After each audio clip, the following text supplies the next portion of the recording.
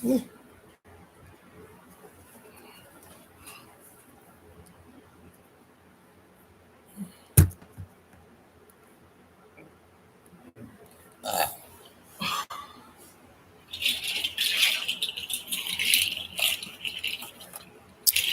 everybody. It's about that time.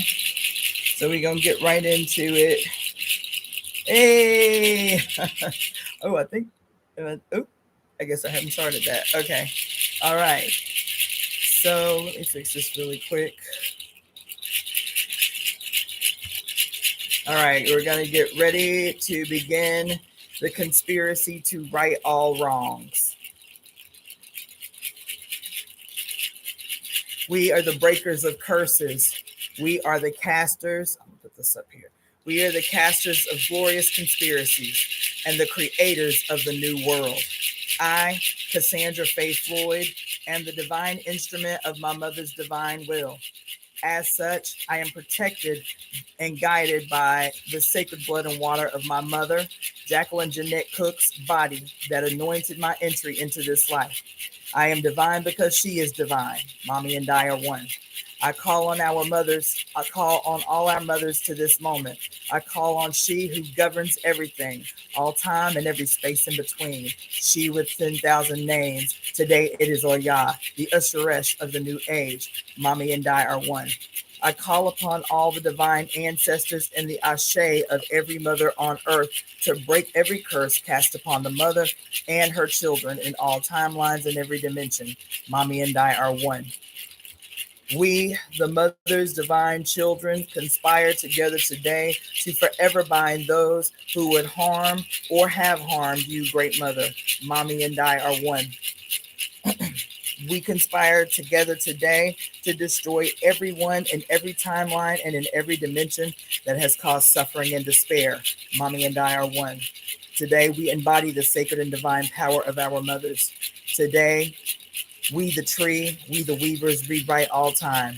We the tree, we the weavers, rewrite the book of life. We, our mother's children, call the winds of change. We conjure the primordial dart. We summon the sacred serpent deep from within the earth. We subdue the rogue sun.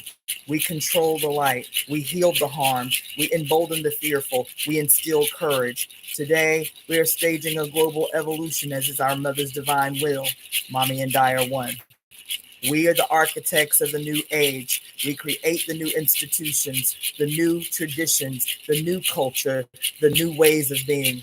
We ecstatically welcome the radical destruction of all institutions of hate and harm erected by the godheads of war. Mami and I are one.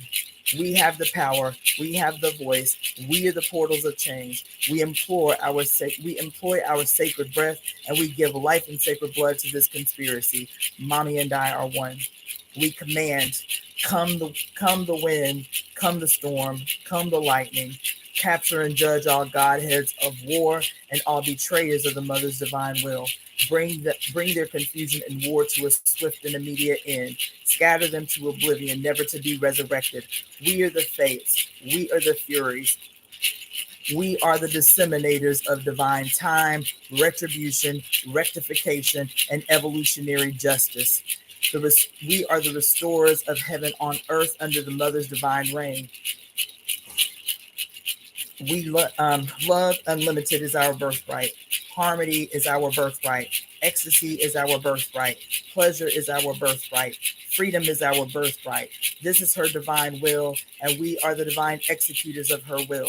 We speak her will into the now to reverberate throughout all time, all space, and all dimensions. It is certainly as we say, forever and ever, Mami and I are one.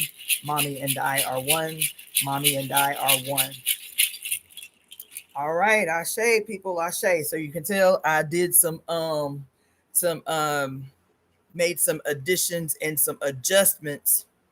And I can send those out to people. Let's see.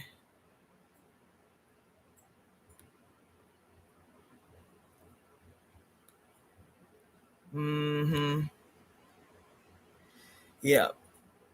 And yeah. And I'll tell you why some of the adjustments that I made. It occurred to me when I went on my walk this morning that especially towards the end when we were talking about earlier um reclamation, I forget the words we use, but I decided today to search the etymology of these words because again, my understanding of the words was based on, the current use of the words. So I was like, you know what? I kept thinking about those words. I kept thinking about those words. The first ones that we had, you know, reclamation and restoration, and forget the first one we used. But anyway, so I changed it to based on the meanings of the words. I changed it to retribution, rectification, and evolutionary justice. So I may have to go back with you guys and tell y'all later why I changed the words and what the original etymology for those words were and why we had to change the energy of that, especially that last statement. So anyway, hoping you all are well and such. I have been listening to a lot of the timestamps that you guys, yes, reckoning in particular. Reckoning was a word, and I searched the etymology of reckon or reckoning, and it means the etymology is in a straight line. Is in a straight line. So that that didn't sit right with my spirit. I'll be honest, it didn't sit right, and so I changed it. That's that. Okay. So anyway, let's. I'm not gonna stay on here long this time, I promise, because I have so much yet to do. I have about a million emails to return, and it is an urgent necessity to y'all stop laughing at me.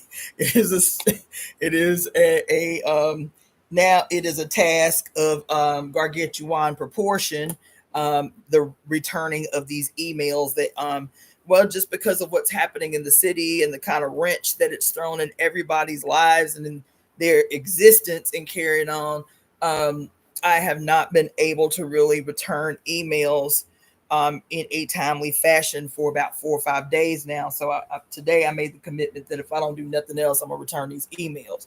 So don't be calling me ugly names, and don't be calling the fact that you know, my lapse in timeliness, if you will, don't be equating that to some flaw in my character or no shit. Okay.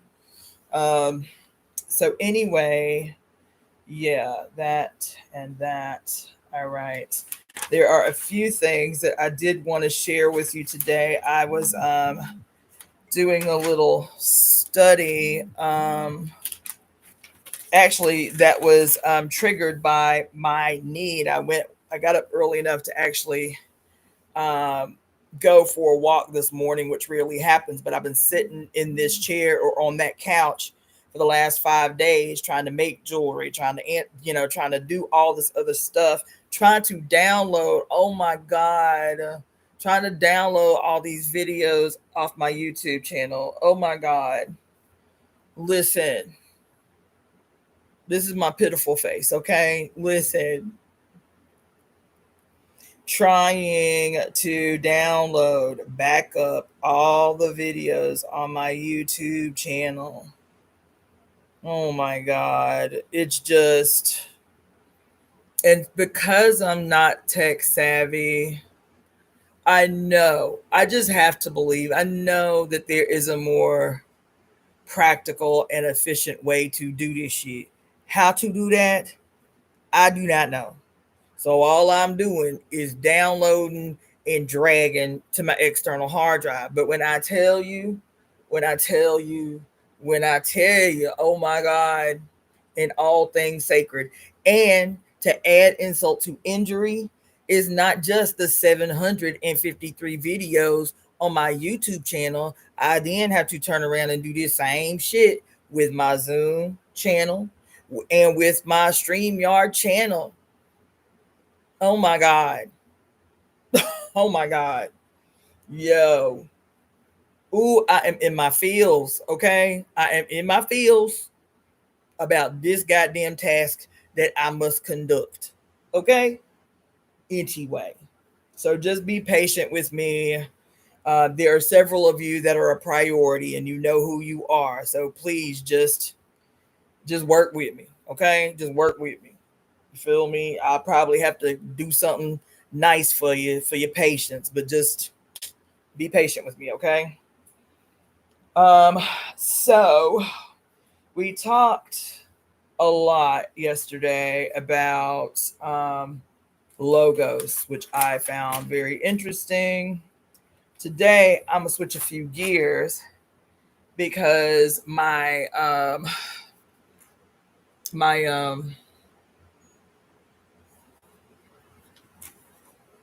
my study just to do the bare minimum. Thank you for your donation, Java Watson. Appreciate you, love. Let's see. I think I heard an alert come through. Hold on. Um, GJP. Thank you for your donation. Um, yeah. So while I was looking up these new words to put into the conspiracy, there were a couple of things that caused not deep, but kind of like temporary diversions in the mission at hand. You feel me? And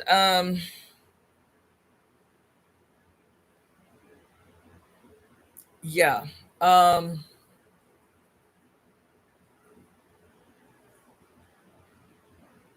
a couple of things I want to share with you because one of my tasks of my list of things to do, which is massive, by the way, but one of my committed tasks is um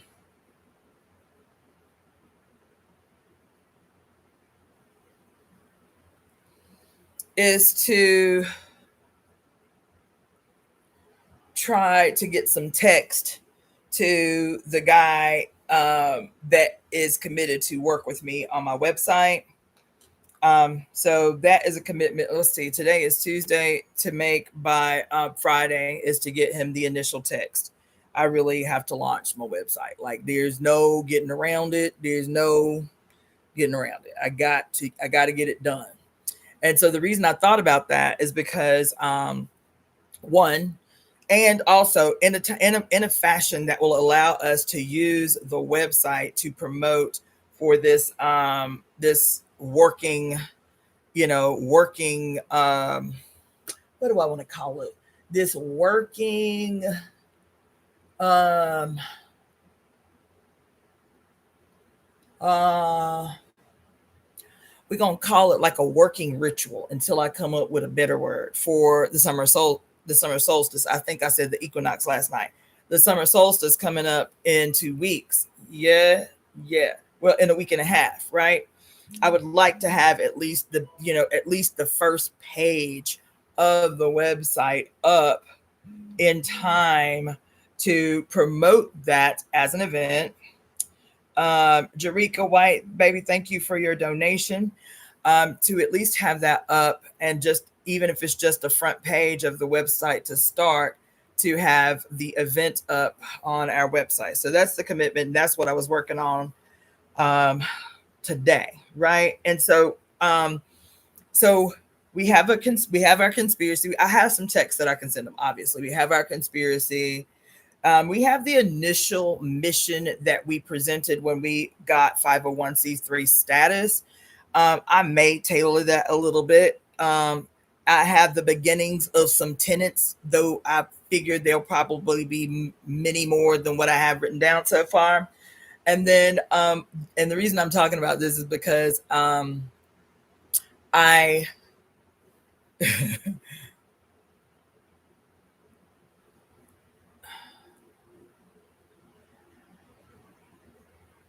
I had been thinking about not only and then we have our logo, obviously. So we'll post the logo and its meaning, like the history of the logo, why it's significant, why we chose it. You know what I'm saying? So we have the logo, But I was also thinking about like thinking about what's the word I'm looking for? Thinking about having like a, what you call it? Like a mascot. Somebody do me a favor and Google the etymology for mascot. Did somebody do that for me? Um and then somebody else also, I don't necessarily know that I want to use this word, but also somebody Google the etymology of the word um, totem, the word mascot and the word totem. Put it in the comment section so I can review it. But anyway, I was like, oh, thank you, Sage Page, for the donation, darling. Perhaps I could help. I'm not sure about certain platforms, but Mother told me to start backing up certain people's channels as a whole. Oh, that's awesome. Oh, damn. What kind of software? Maybe you need to email me, because if there's an easier way to do this, I need to know it, because this shit is dumb. Like, I'm only 2 days in, and I'm already like, I don't want to. I don't want to. Let them snatch the shit if they want to. I'm telling y'all, I was in here distraught. All right? Distraught. Anyway, Kali mirrored 373. If you can email me at evoemetemp at gmail.com, evoemetemp at gmail.com, that would be awesome. And yeah, put me on game. Okay. Ooh, I like that. Shanta J, email me that. I like that. Shanta J says that mascot is a talisman. God damn. A talisman, a charm, a thing supposed to bring good luck to its possessor. Ew, that is really gross, actually. I mean, that's great. I like that. But just thinking about, the first thing that comes to my mind when I think about a mascot and all these football teams and shit using native people's images, and even before then, like black people's images as they quote mascot for their teams. That's gross. That's gross. That's gross. That's why they fought so hard for that shit. That's why they fought so hard for that shit. That's why they fought so hard to quote keep their mascots for their football teams and all that type of shit. When these indigenous people were saying like this shit fucked up, like with that shit. You feel me? That's fucked up. That's good to know. That's good to know. Also, person whose presence is supposed to be a cause of good fortune. And isn't it interesting that the date is circa 1881, 99. Growing up Jamaican. Let's see what you found. The word mascot is related to the provincial Southern French dialect word Moscow, meaning witch or sorceress, originally referring to someone believed to have magical powers to influence luck. I like that. I like them both, but damn, that second one. Email that to me, growing up Jamaican. Ooh. And if you still have the website that you used to get it, the web link, put that in the email too. evoemetemp at gmail.com. The word totem originates from the Ojibwe language, where it is believed to have been related to the word odudum, meaning his kinship or his family mark. Fascinating, Vas. Fascinating. In the Ojibwe language, it referred to a relative, specifically someone of the same bloodline. The term was introduced into English in the late 18th century, initially with a slightly different meaning than it has today. Did they say what the slightly different meaning was? Because if this is from the Ojibwe people, I want to know what the like Google or Chat GPT or whatever, VAS, see if there is a feminine version, of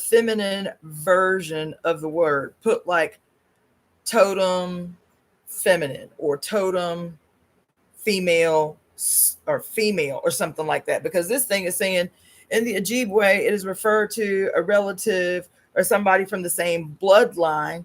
And I would assume, like everywhere else on earth, the original bloodline was matrilineal. So what was the concept before the English introduction, which I'm sure where it came from, of translating the meaning to be his kinship or his family mark? You feel me? You get what I'm getting at? I will find references to send you about totem being referenced as elemental associate with the body. See, that's what I'm talking about, universal faith. Yeah. So y'all email me those references, please, so I can save them. Thank you, Kali Mirrored 373. Let's see. Today, totem refers to an object or a symbol that is revered or considered sacred by a particular group or clan, often representing their identity, their history, or spiritual connection. Rose from the Dead, it's good to see you, dear. Thank you for the donation. I'm sorry to hear that you had an awful day, dear. Hopefully, this can raise your spirits. Yes. Thank you so much, you guys, because the reason I got on that is because the temple needs a mascot. The temple needs a AKA totem, if you will. And I'm sure that we will have many, but one occurred to me right away. Y'all saw my t-shirt. I don't know if y'all saw my t-shirt I wore last week because I just got it. But it says uh so the first one, the chief, what you call it, the chief mascot, the lead mascot, if you will, is going to be a raven. Okay. The chief governess mascot of the temple is going to be a raven, right? And the reason why is because the raven, when she is in a group, is called a conspiracy. A group of raven is called a conspiracy. So she gonna be like the chief mascot. And then below her will be the crows. I don't know if y'all saw my shirt last week. It said crows before bros. Join your local murder. The the group name for crows is a murder. I love this. Okay. Thank you, Shanta J, for your donation. I love this. So our chief mascot, and if you go to our Facebook page, the Temple of Evolutionary Emergence Facebook group, right? When I was first doing the Facebook group for the Temple of Evolutionary Emergence, as the what do you call it? Like the header, the big border or whatever. I told you that I chose that picture because that picture was of thank you, Universal Faith, for your donation, boo. I told you that that picture came from when Pope Francis had been doing the quote annual dove release, the peace dove release on January 1st every year. That image was the last time that the Pope had done the annual tradition of releasing the peace dove on the first day of the new year, right? That happened in 2013, where he released the peace dove, and as soon as the doves flew out the window, they were attacked by a gray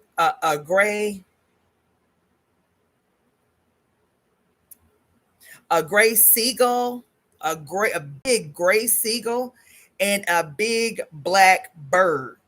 So the image that I have as the border for the you know what? Let me write that down.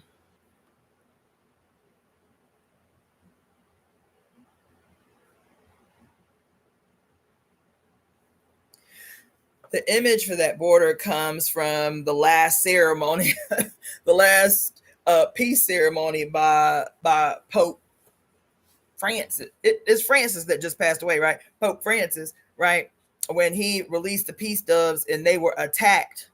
They were attacked by this big ass gray seagull and this big old black bird. And it's so crazy because that Facebook group is probably about, because up until that point, I had been using, greetings everybody that's coming in the room.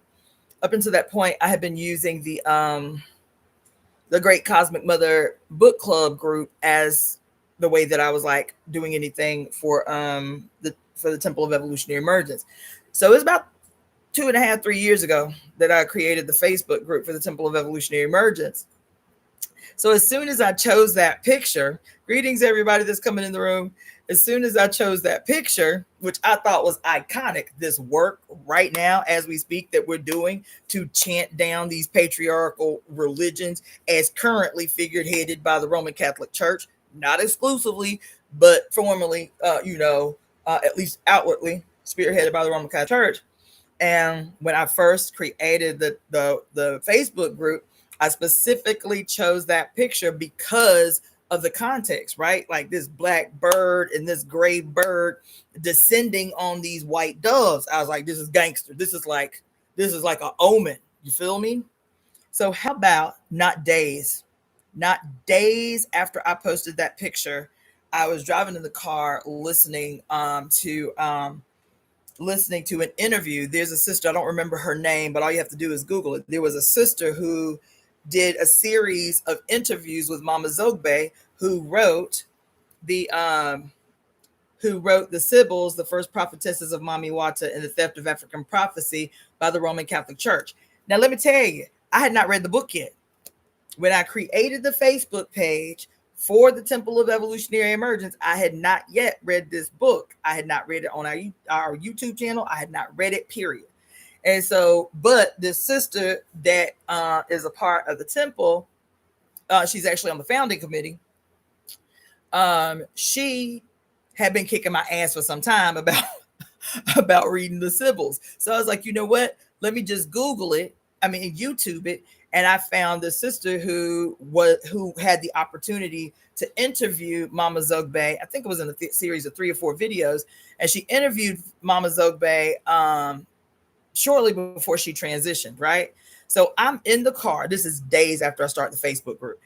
I'm in the car. I'm listening to the interview. I'm listening to the interview on YouTube. And in the interview, she starts talking about, now mind you, I had not read the book, so I didn't know none of this. Everything was coming through blind, right? But I was like, that picture is dope, right? And she was talking about how in the interview, she was talking about how the white dove doesn't exist naturally anywhere on earth, that the white dove was grafted back in the day. The white dove was grafted to be white, that the white dove doesn't occur naturally in the animal kingdom, right? And she was saying that the reason that the Roman Catholic Church grafted the white dove was because the Vatican, which is constructed on the bones of Sibyls, literally buried bones of the Sibyls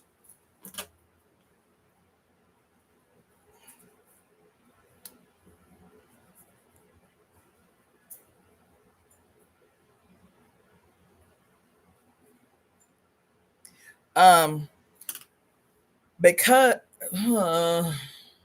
man, this IG y'all be on my nerves. Be on my nerves. Okay. Ooh.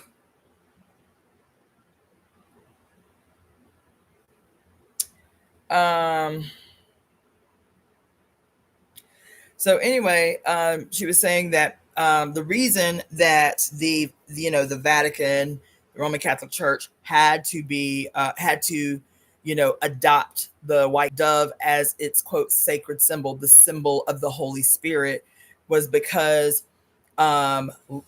which was par for the course even prior to the building of the Vatican, that the emerging church, in an attempt to efficiently stamp out any memory of the goddess, any memory of the Sibyls, any memory of magic or anything like that, that every place that they were conquering to and fro, they would beeline to the most sacred spot, the most sacred area, the most sacred spot in any one of these countries, communities, clans, whatever, and then mow it to the ground.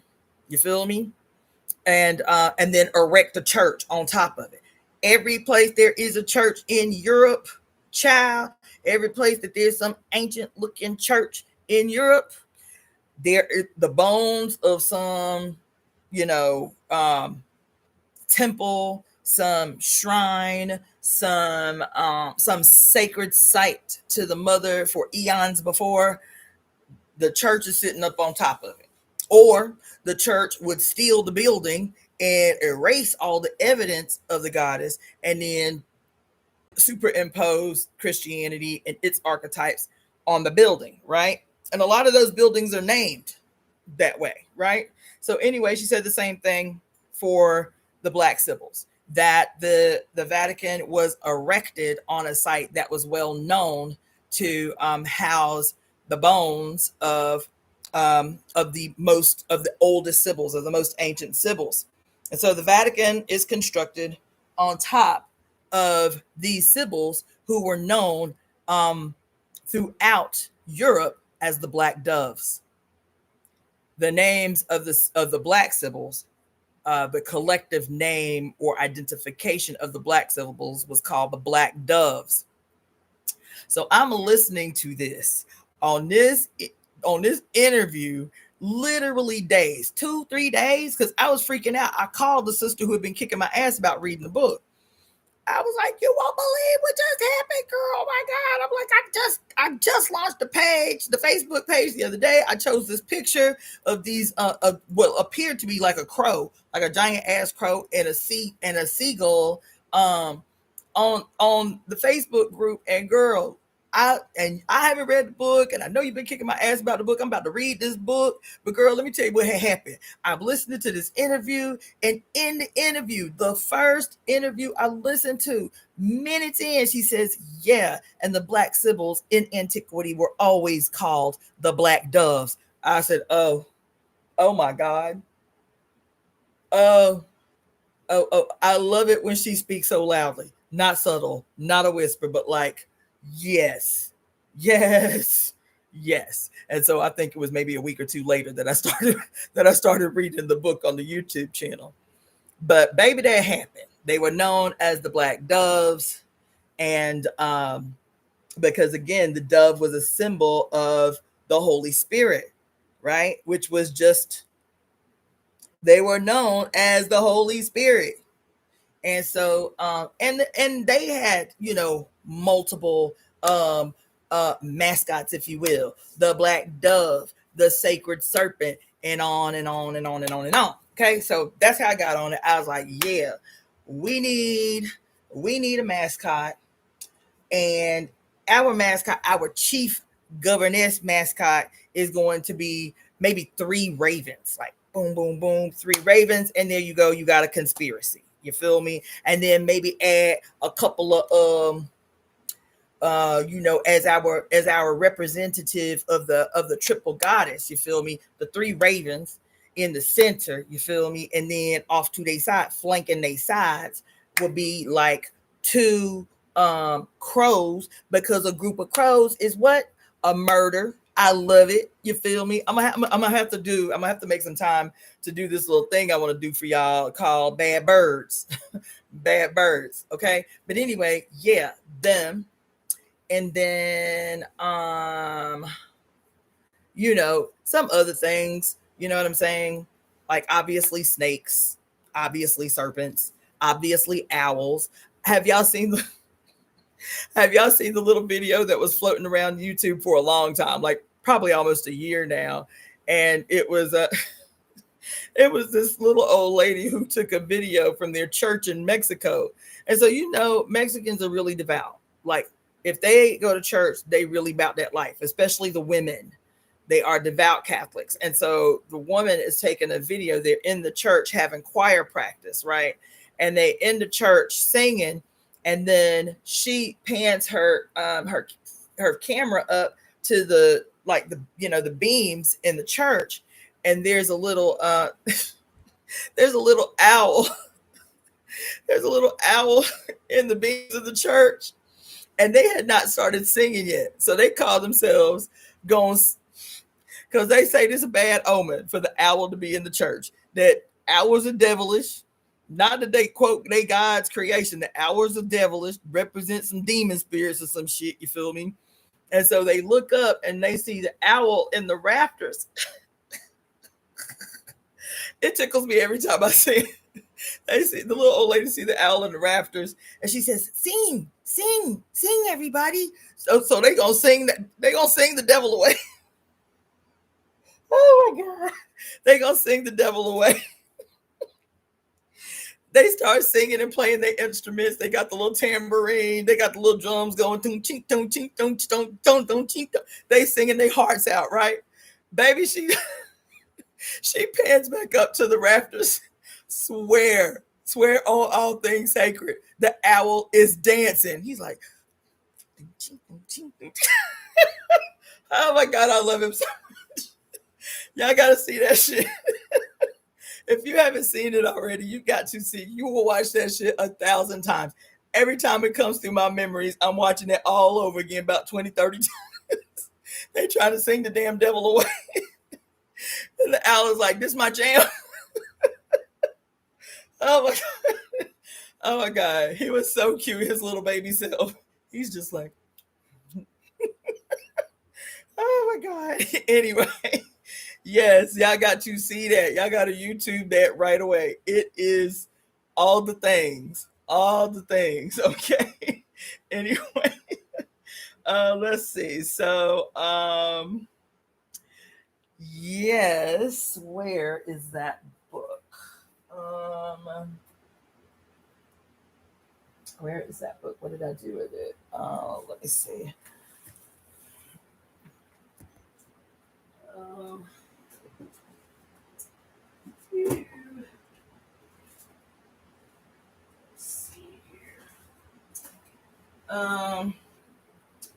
So I told y'all I be buying books more than I can read them, quicker than I can read them. You feel me? So I got sometimes by the time I done bought them, I done forgot I done bought them, and so when it comes, it's like getting a gift in the mail because I forgot I even ordered the shit. So so I got a book the other day, y'all.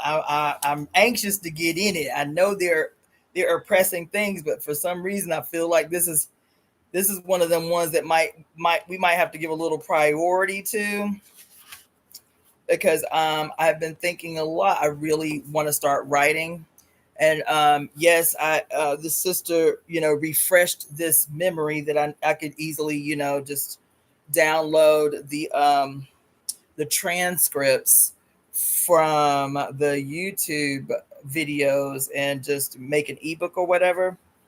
But I also want to start one of about 10 million ideas that I have. I want to start writing short stories, like children's books. Not only children's books, I got a lot of dope ideas I ain't gonna share on here in case somebody wanting to jank my shit. But children's books that are centered in the goddess, that are centered in the mother, that are centered in the earth as a living entity. You feel me? Like, essentially like a line of children's fairy tales, and and then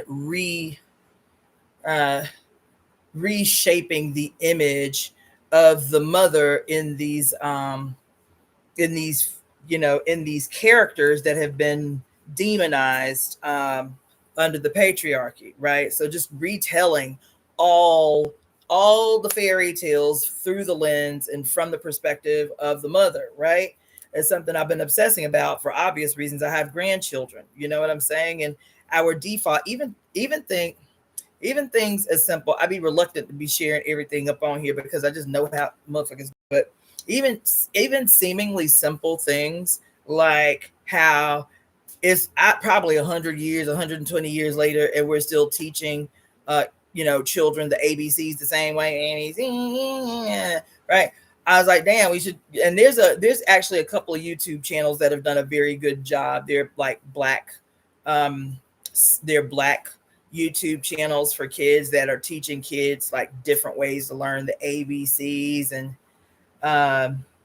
you know what I'm saying? So I like those ideas of just like, we hear when we grow up, all of these like wicked, insidious horror stories that are the underlying theme, quote, the real Snow White and the real Sleeping Beauty and the Brothers Grimm and all of these quote fairy tales that we grow up with thinking that they're innocent, and then learning that the origin of these stories are very gruesome and carrying on, right? And so I've been thinking a lot about this, like how to start focusing some serious attention on what Joseph, and we might have to read this book too. I keep talking about it. I might have to pull it out so we can at least reference it some. The Power of Myth by Joseph Campbell, where he talks about, the basis, the genuine basis behind everything that we understand, quote, according to psychology, every concept, every idea, every mental illness, if you will, that the foundation of psychology itself, the foundation of philosophy itself, is based on the iconography and the iconography of archetypes and the roles, the very real roles that mythological archetypes play in our lives, the kind of impact and influence that mythological archetypes have on our very behavior, our very understanding, how we understand ourselves, how we understand ourselves within the grand whole, and how every single day, all the time, we are playing out these archetypes, whether we know it or not. Well, the foundation of the implantation of mythological archetypal archetypal like ideas in our minds starts when we're young, no different than the Bible. It starts with us reading seemingly innocent fairy tales that are patriarchal and harmful in their origin. Snow White and the Seven Dwarfs. That story is messed the fuck up. Sleeping Beauty. That story is messed the hell up. You know what I'm saying? What's the other one? That's real messed up. What's her name? Rapunzel. That's messed up. All of these stories are messed up. They're all in some way tied to, and we with cartoons and images, which is how we used to write, is not in letters but with symbols, not with letters but with pictures. That shit sticks more deeply. And so you have these babies who are looking at images in books and waiting for you to read the images, read and explain the images. Y'all have seen my YouTube video, the little video short that I did when I was on White Mountains Apache Res, and I'm reading from this book of fairy tales. I'm reading from a book of fairy tales that I found while I was on the road. And the little baby that I was holding, his name is Wyatt, baby Wyatt. I love that little baby. I mean, he's big boy now. He's probably 5 or 6 now, but I was holding baby Wyatt, and at the time he didn't speak English. They were only teaching him their traditional language.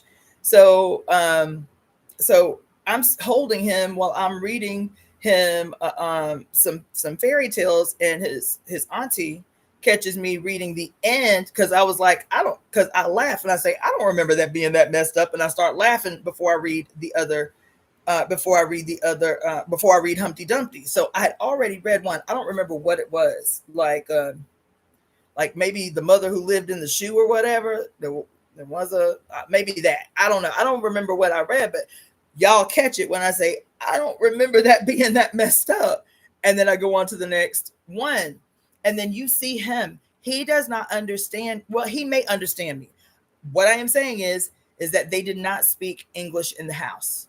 They all spoke English well, like as their first language, right? But his auntie in particular was very deliberate about making sure that, you know, his understanding of their native tongue was paramount. So I think he's maybe 3 years old before they started teaching him English. So I'm sitting here reading this fairy tale to him, and all he can see, it's a beautiful book. All he can see is these, it's like one of those old school books. It's like trimmed in gold, and it's like old.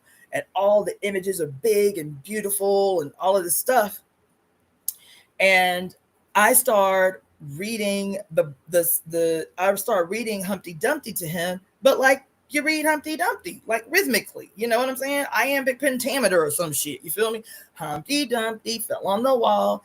And though y'all have to watch this video. It's in my shorts. And though he cannot understand, he may understand because they speak English, but they only speak their native language in the house. But he instantly lit up. Like as a matter of fact, he yawns. He's like, oh, he looks cold, totally uninterested. And I start singing Humpty Dumpty and seconds in, he's like, right? That's the impact. That's the impact that archetypes have on us. They are instantaneously. Even if we do not understand the story, they are instantly impactful. And so it's really had me on this thing about wanting to write short stories and fairy tales specifically for kids that counteract our foundational archetypes, that rewrite the goddess, that rewrite fairies, that rewrite trolls. Everything that we've ever been told was bad or evil, child, that's why you got to get up in this book, right, Jim? This book right here, that's why you got to get up in it. You got to get up in it, because every single story that we have ever been told, not just long ago, to this day, every archetype that we see as bad, you understand me, is in this book, and it shows distinctly how the quote bad nature of these characters was straight up hoodwinked. The characters was hoodwinked, robbed from the mother, and turned devilish and given back to us. The golem that's in every horror story. The what else? The ghouls. What else? Who else in here as the bad guy? The Cyclops. You understand me? Who else? The imp, the incubus, the cochina. Hold on. Remember, we were talking a long time about the chimera and how the chimera was Hercules' first labor. His first of his 12 labors was the chimera. I just read today the story of the chimera in here. I was like, this shit is diabolical.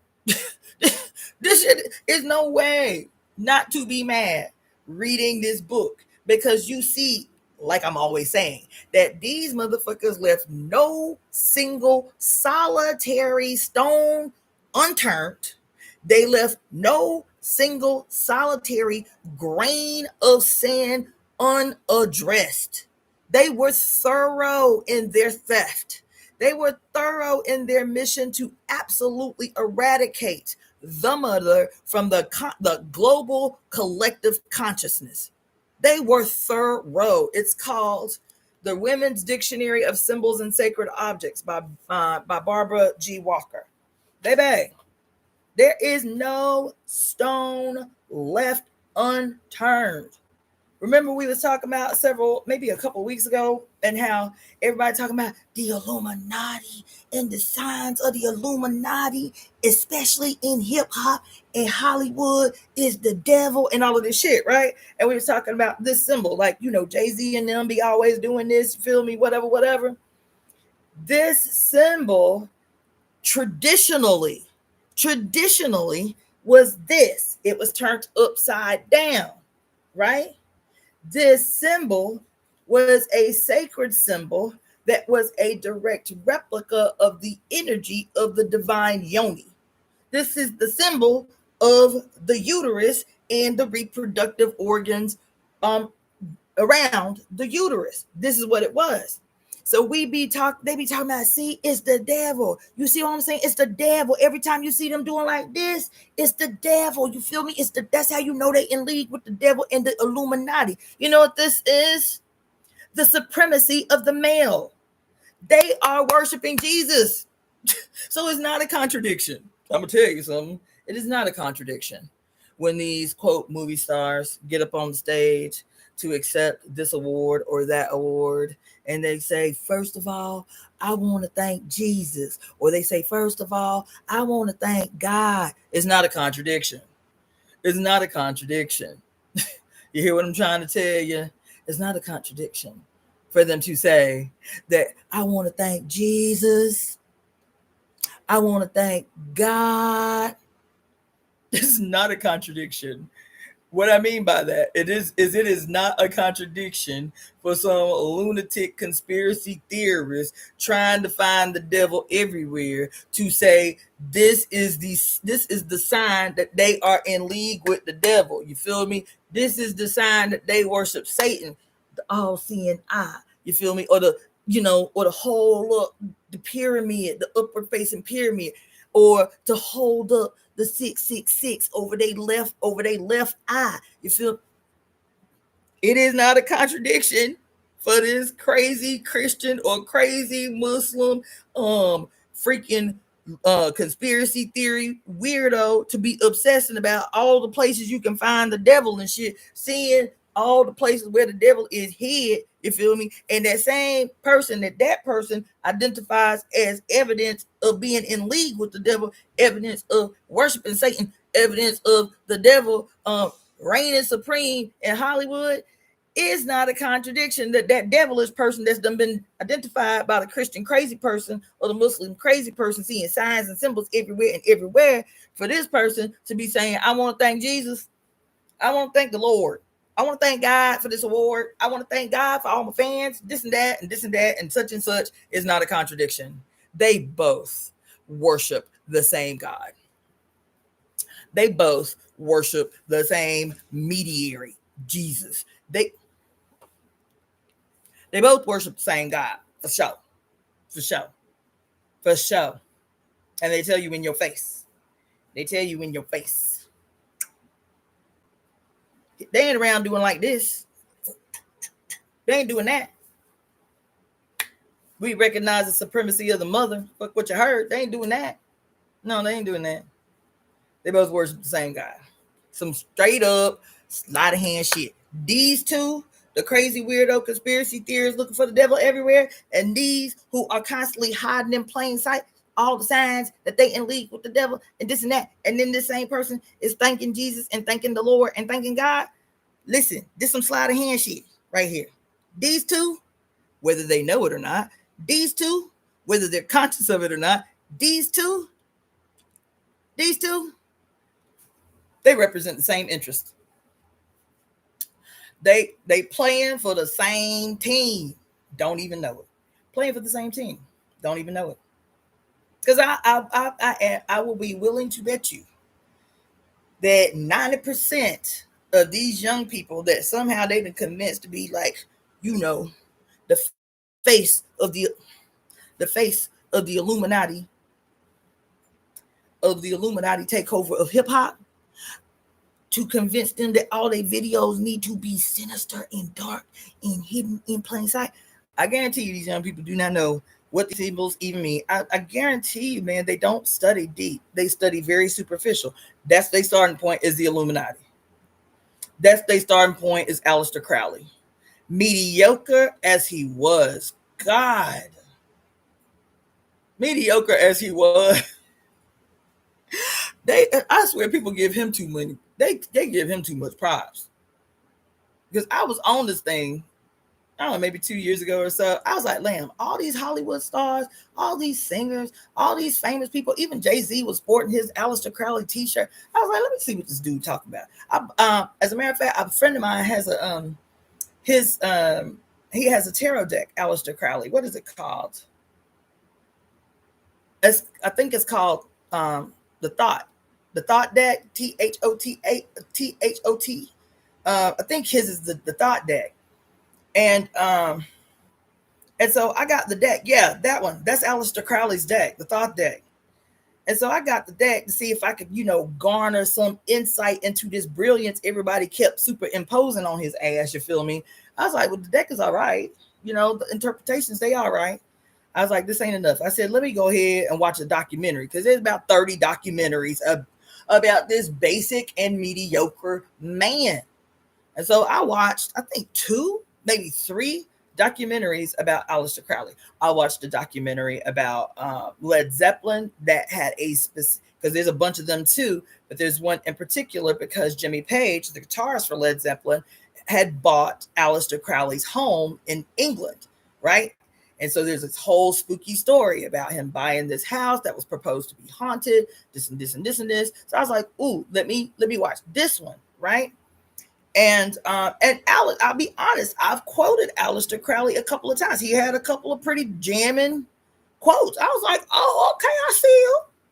I see you on some feminist shit before feminism was a thing. I see you. Okay, cool. Like some pretty radical statements on his position about women, at least his stated position about women. That sounded really progressive for the late 1800s. So I'm watching these documentaries about Aleister Crowley. I'm still going to buy all the books. It's on my list of things to do. I'm still going to buy all the books. The reason why is what I'm always telling y'all. I'm not above anymore reading anything, particularly because white people have cornered the market for quite some time, for a very long time, on information from other cultures that has been simultaneously lost to the many and stolen from the culture. So the descendants of the culture don't have no access, disappeared from all frame of reference. And so these men over these period of times, and the few women were through, because he was a member of 2 secret societies, kicked out of one, but he was a member of 2 secret societies before creating his religion, whatever it was called. It predated theosophy. I forget what it was called. But anyway, before he created his own thing, he was a member of 2 secret societies. There is a quote conspiracy theory about Aleister Crowley that he was an agent, that he was a secret agent. I'm not surprised by that at all. When I tell you I'm not surprised that he was a secret agent. You feel me? And so I'm sitting here, I'm like, I'm gonna buy all the books, because even if he was an agent, he was a part of 2 very old secret societies. 1. 2, he went and spent almost 3 years in Kemet studying, supposedly being handed down. Is it called the Book of Thought? Is that what it's called? He wrote several books while he was in Egypt. And he said the basis for his quote new religion was that he was in Egypt and he was in a pyramid. And I've heard the story several times from white people. It's all of a sudden they can't have no divine epiphany nowhere in their own shit. They can't, all these sacred buildings all over Europe can't have no divine epiphany where they at. No, they got to go to Egypt to have a divine epiphany. You feel me? So anyway, he go to Egypt, just like, what's her name? Blavatsky, who created theosophy. She went to Egypt too and had, quote, a divine intervention, a divine download when she was in the pyramids, whatever. You feel me? And so he's in Egypt. His first wife is in Egypt with him, and they have, quote, this divine experience, this divine download. But you do have to realize that this period of time that he created this new religion, the, quote, school of Egyptology was bourgeoning. It was becoming very, very popular. So all these white people who were like the new emerging esotericists, that's where they was going. That was like the international homeland for anybody who was trying to make a break with Christianity. You feel me? Or who was a part of the Age of Enlightenment or whatever. You feel me? So these people, quote, Egyptologists, made Egypt very popular for the white world at the time, which is what gave rise to a lot of what we know as these new religions, these new, these new age religions in the late 1800s, the early 1900s. And so I'm going to buy the books, because unlike a lot of us, we were not, especially in that period, but even now, shit be so tight, shit be so hard, whatever. We don't have the liberty. We don't have the access to money and liberty and freedom of movement to just go post up somewhere in another country and just study for 3 years. It's rare that we're afforded that opportunity to just, we're just so interested in your brilliance. So we're gonna just support your life while you just study for 3 years, certain that whatever happens to you will benefit the rest of us, will benefit the greater good and all of that shit. That was not uncommon for them.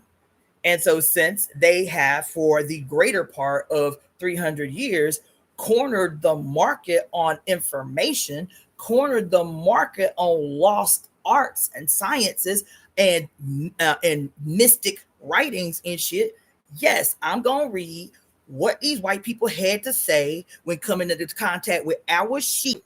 Because when they wrote the shit, they was being honest, because they knew the only people that was going to read the shit was them.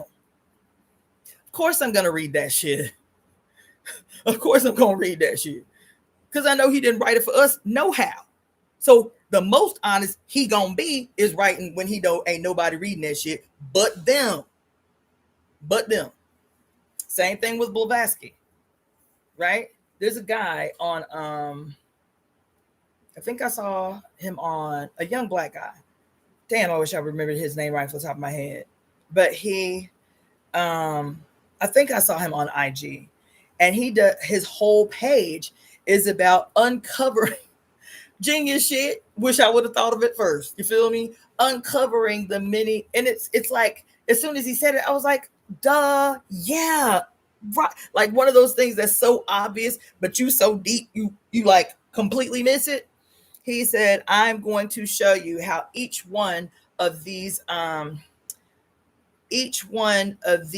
philosophies and religions that came out of, I think, out of the New Age movement, out of the early New Age movement, which really kind of corresponded with the Gilded Age, the late 1800s, like the early 1880s, all the way up through about the 1920s to 1930s, right?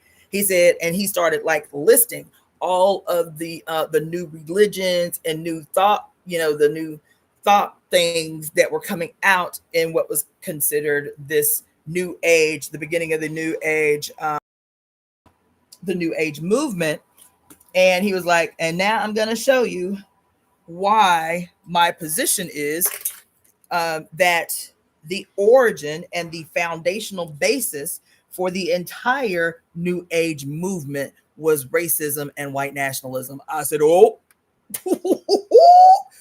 well, and of course I was like, yes, absolutely, yes, absolutely, yes. I started, literally started flooding my consciousness about all the signs and symbols that all of these people who are so dynamic and so ahead of the spiritual curve, you know what I'm saying? And how all of them, every single one, and it's ironic because I know that Blavatsky is European, right? But it's just to me, it's always, ever since I learned about it, it's so interesting how this heifer could, what? This heifer could have the nerve to be racist, and her ass look damn near black as me. At least my mama. Maybe not as me, but she looked black as my mama. Her hair couldn't give her away because her hair was nappy as mine. Hold on, let me finish rigging my joint. Because my phone about to die. Let's see if I can do it this way. Yeah, I'm like, how you gonna have the nerve to be racist, girl? And your ass on any good day could on any good day, even on her good hair day, she looked black as me. I mean, her hair was nappy. Google a picture of her. Her hair was nappy. You feel me? Her skin was darkish because a lot of Eastern European countries, people look, you can tell they from European countries, but they have like a little bit of gypsy-esque kind of melanated thing happening. You feel me? Child, this girl. Anyway, so she gonna have the nerve to be racist. You understand? What's the other ones? The ones that I told, the group that I told you was the one that popped. Oh, the Cult of I Am. Child, they chief deity. They chief deities was white hair with blue eyes. All of what you call them, all of their ascended masters was blonde hair and blue eyed. You feel me? And I just started, as soon as I heard this young brother talk about that, about how he's like, I just want to take some time and just show you how every single organization, every new school of thought that emerged from the early New Age movement was racist. I was like, yes, what racist and straight up white nationalist, right? And so anyway, so yeah, I'm about it. But even this is the last part tying these things all together, right? Is I was talking about Hollywood and the evil and see the devil everywhere. You feel me? And then how all of these symbols, all of the characters, all of the creatures of fairy tales are always bad and plotting and scheming. Even the fairies, poor little Tinkerbell can't even catch a break. You feel me? Like they all bad and evil and sinister and got ulterior motives. You remember in Peter Pan, the sirens was like scary. The sirens was scary looking, always looking to drown people and shit. You feel me? Everybody bad. Everybody who is not human and white is bad in every fairy tale. In every fairy tale, your colored ass came up loving, reciting. You understand? Every lullaby, you feel me? All the others, no matter what they were, child, even the kids was bad. Even kids was bad. You know what I'm saying? The kids even was bad. The kids couldn't even catch a break. In most of these fairy tales. You understand? And so I'm like, damn. And so you remember I was telling you, I think I did a live about it called, I minimally about the fairy tale aspect, but this was the point of it that I don't even remember if I ever got to. But I was saying that the reason for doing this live that I did called the Reclamation of What's Ours. And in the video, I said, what's ours? I said everything. I said everything. The reclamation of ours, when you see me say reclamation anywhere, it means everything. It means everything. Everything. The reclamation of what is ours? Everything. I just told you that the father and his malignant sons done ran amok to and fro on every continent, among every people, even all the way up into where the Eskimo people be at. Just minding their own business in the frosty ass cold, and you still got to go up in there and change their stories too. Wipe clean they memory of everything that allowed them to survive in their environment. You got to wipe that because they ain't coming out nowhere to explore no shit or conquer no shit. You can't even leave them people alone. Like literally when I say they have left no stone unturned, no stone unturned. And so when I say the reclamation of everything, that's what I mean. I mean everything. What does that mean in real time? It means the retelling of our stories. It means the rewriting of history, which is what I'm always talking about. What's the role of the fates? Is to name and rename everything. What's the role of the fates? Is to reweave all time, to change the past, to change the present, to set a new course, a radically new course for the future. That's the role of the fates, is to use our voice to do that, to use our many weaving skills to do that. To use our many weaving skills to do that, to dance the future into existence, to sing and scream the future into existence. Not only the future into existence, to dance the destructive dance, to destroy not only in real time, but in the flesh, and in the flesh and in the cells of every human being who has suffered multiple mutations to their cellular DNA from a whole goddamn history of trauma and brigandage and warfare and shit, to be, as the weavers, these speakers of the medicine that is going to cure the goddamn malignant mutations on the collective DNA. That's what I'm talking about. That's what I'm talking about. To be the speakers, to be the casters of the global exorcism that we constantly talking about. To be the collective liberators, the holders of the keys. Who's the holder of the keys? Who hold the keys? The triple goddess. Who primarily? The goddess of the dark. Who even more primarily? Hecate. Who she named after? Heka in Egypt. The triple-faced goddess who governs the underworld and holds the keys to every door. She make a way where there is no way. You understand what I'm saying? Why I say that? Because it is she, Hecate, the governess of the dark. She who is the owner of the crossroads. She who is the opener of every door. The demystifier that she is. To make a way where there is no way. She is the one that has the ability to do what? Use the sacred primordial key to unlock the sacred and ancient memory that is held hostage in the global spell of amnesia cast on us by the goddamn Father God. She got the key. Let's see. Vegan Butterfly says, Monica, you also wrote about the return of the dark and light mother, talked about the new age movement was sexist. She also mentioned Blavatsky. There you go. I haven't even read the book yet. I haven't. I just haven't read it yet. I haven't even read it. I haven't even cracked the spine open yet. You feel me? I love this story that I just read. I think it was in Symbols and Sacred Objects, where she talks about the significance of the spider, where she talks about the significance of spider in different cultures. We get stuck on the weaving. She said, but the image of the spider isn't just about she, the weaver. The spider is simultaneously the creator and the destroyer. She says that most spiders, scientifically, most spiders will spend a day constructing a web. And at the end of the day, if they find a single flaw in that web, spend the whole night deconstructing that web just to start it all over again in the morning.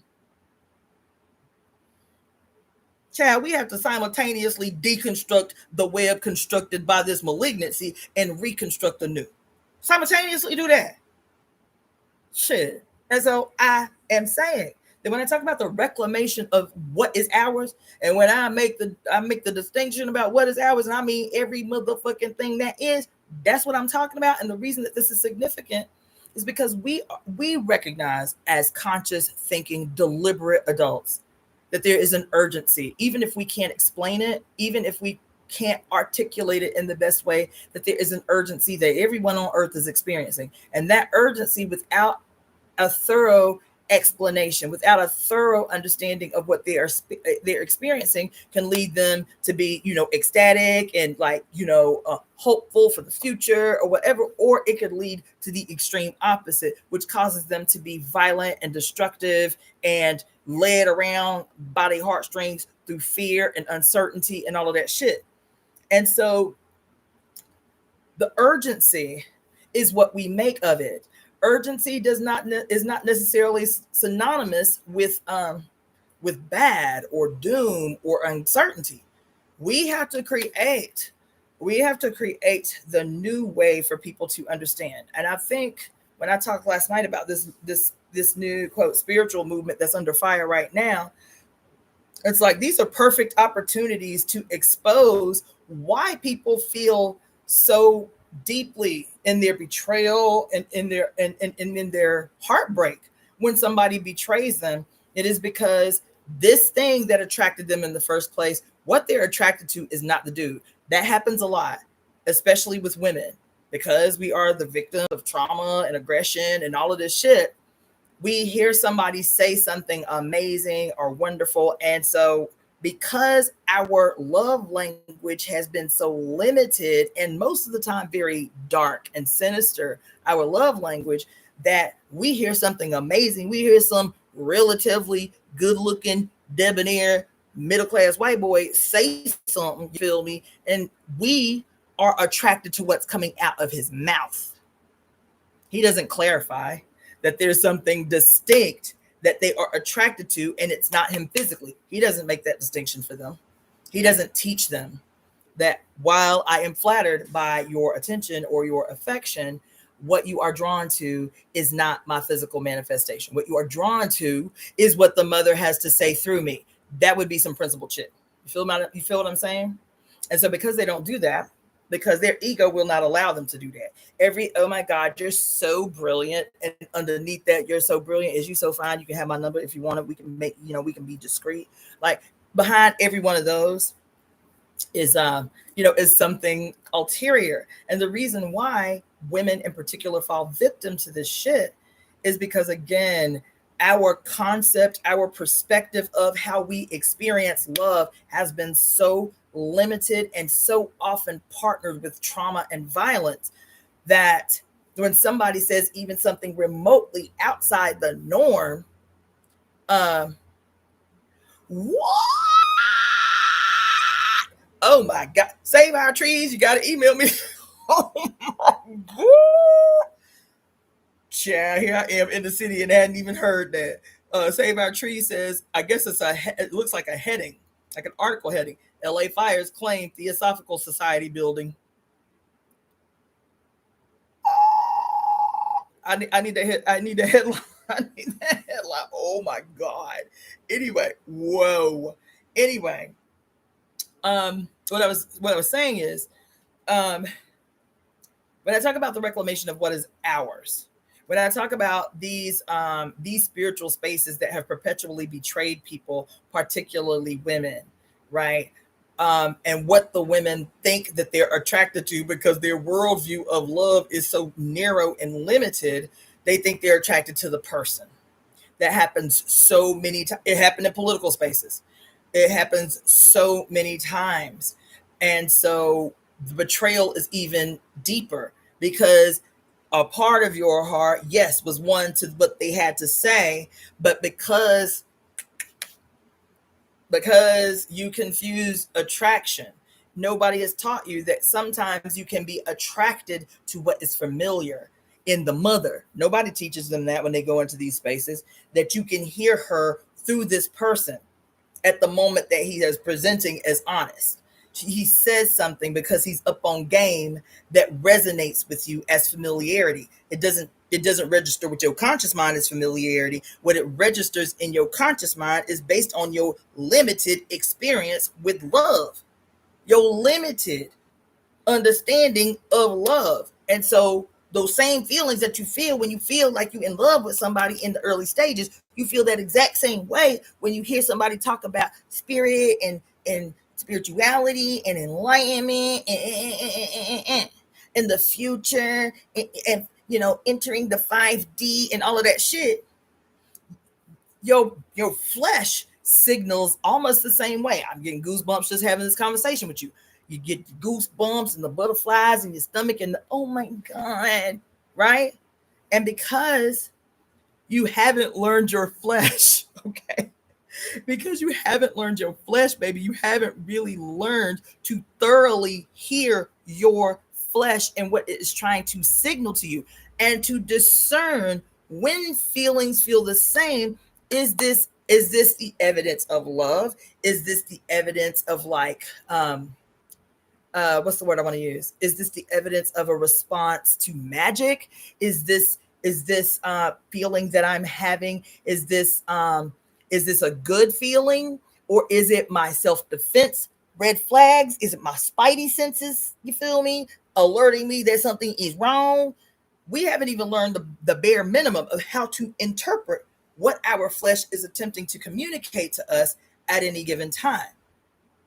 And because love has been synonymous so often with danger, with lack of safety, with lack of security, with pain, with heartbreak, but we only remember, or we only remember subconsciously the beginning stages, right? This is what sends out the triggers. It's obvious when a person is no good, when they just no good, was not obvious and what your subconscious mind has to remember, has to keep as a mental record to alert you the next time, what your subconscious mind holds on to for your internal defense mechanism is there were signs even when he presented as great. There were signs that we're going to hold on to, our subconscious mind. There were signs that you couldn't recognize in your conscious mind, but we just going to keep them in the subconscious mind because there were signs of his diabolical nature even when he seemed safe. Even in the early phases when you were swept away by the displays of romance and this and such and such. We going to keep that shit from the good period. That shit where you were obviously being betrayed, where you was obviously falling for the okie doke because you didn't see the evidence of the okie doke. You knew when it was bad. You didn't know that it was bad from day one. And we going to keep that shit. Your self-defense mechanism. You feel me? But we haven't even learned enough to make a distinction between these very physical signs that we get and what is triggering those so that we can process it for the future, right? And so whether it's conscious or not, men are conditioned to be predators. Doesn't mean that every male is going to succumb to predatory nature. It means every single person born male is conditioned to predatory behavior. From infancy, they are conditioned to predatory behavior. That does not mean that they will all become predators. What it does mean is that the conditioning is there. They still have a head and they can still choose to or not to act on this conditioning that exists in every single one of us. Not just them. They are conditioned to be predators. We are conditioned to accept our role as as prey in general. That's the general kind of global blanket of conditioning. Of course, that conditioning may vary in its presentations based on where we live, based on how we grow up culturally, but the overall global blanket theme of our base level foundational behavior is for those born male, you are conditioned every society on earth. You can't tell me there ain't one. You can't tell me there's one on earth. Every society on earth has these very two distinct conditioning mechanisms where you read the same thing and you read the same thing, same scriptures, whatever. You read the exact same thing. And if you're male, you are reading and internalizing something completely antagonistic to what the female is reading and receiving in her conditioning from that same scripture. Every scripture, every story in the Quran, in the Torah, in the Talmud, in the Bible, in the Bhagavad Gita, you name it, is teaching, is conditioning males to willingly accept their role as global predator. And those same scriptures, those same doctrines, those same mantras are teaching female to gleefully accept their preordained divine role as prey. And so this is why these children's stories could not be innocent, because even in the childhood fairy tale stories, there always had to be predator and prey. This presumption that in a society of, quote, higher thinking, reasoning beings, that we cannot live in a society where there is not a class of predator and prey among us, among those of us who have developed a consciousness. Isn't that something that we are told from day one? That it is an impossibility for us to create a society where there is no longer predator and prey among us. Isn't that something? And so everything becomes a structure that teaches us that power is synonymous with domination and subjugation and oppression and exploitation and all of those things. And at the same time, because we are prey, we are conditioned prey, that we are not even entitled to challenge this predatory behavior among the powerful. It's just the way it is. It's just the way it is. Anyway, so I'm gonna tell you the reason I got on that entire diatribe, the whole diatribe, is because of this book that came in the mail that I'm all too hyped to crack the spine on, child. The name of the book is Gangster. The name of the book is Gangster. The name of the book is Don't Tell the Grown-Ups: The Subversive Power of Children's Literature. This is the cover. This is the cover. Don't tell the grown-ups the subversive power of children's literature. So I'd already been thinking about how I'm gonna rewrite these fairy tales centered in the goddess and this, that, and the other. And then I get a book in the mail talking about, ooh, don't tell the parents, don't tell the grown-ups. We about to get it in. We about to teach revolution to the babies. We're gonna use fairy tales to teach revolution to the babies, okay? Ooh, this title is gangster. The author is Allison Lurie. Allison Lurie, Lurie. So yes, I'm ready to crack the spine up on this joint. Yup. Should books for children be morally improving? Let's see what it says on the back. Ooh, my eyes. Consider, for example, a classic work beloved by generations of young readers, Mark Twain's Tom Sawyer. Quote, Tom lies, steals, swears, smokes tobacco, plays hooky, and wins. Oh my God. My eyes feel like they're just daily getting worse. Hold on. And these glasses make my head hurt. I just bought them at like the little corner store or whatever. They didn't hurt when I first got them, but now they do. They cute though, ain't they? I look very wise and studious in these glasses, don't I? Oh, but gosh, that made a difference. Okay, it says let's see, he plays hooky. Let's see. He plays hooky and wins a Sunday school prize by fraud. He sneaks out of his house at night and runs away for days, driving his Aunt Polly almost to despair. He ends up with a small fortune in gold and the admiration of the whole town and the love of Becky Thatcher, while his goody-goody brother Sid is last seen being literally kicked and cuffed out the door. And Don't Tell the Grown-Ups, one of our wittiest and most astute cultural commentators explores the world of children's literature, from Lewis Carroll to Dr. Seuss, from classic fairy tales to A. Milne, from Beatrix Potter to J.R.R. Tolkien, and shows that many of the most enduring books for children share a surprising quality. They challenge rather than uphold respectable adult values. Yeah.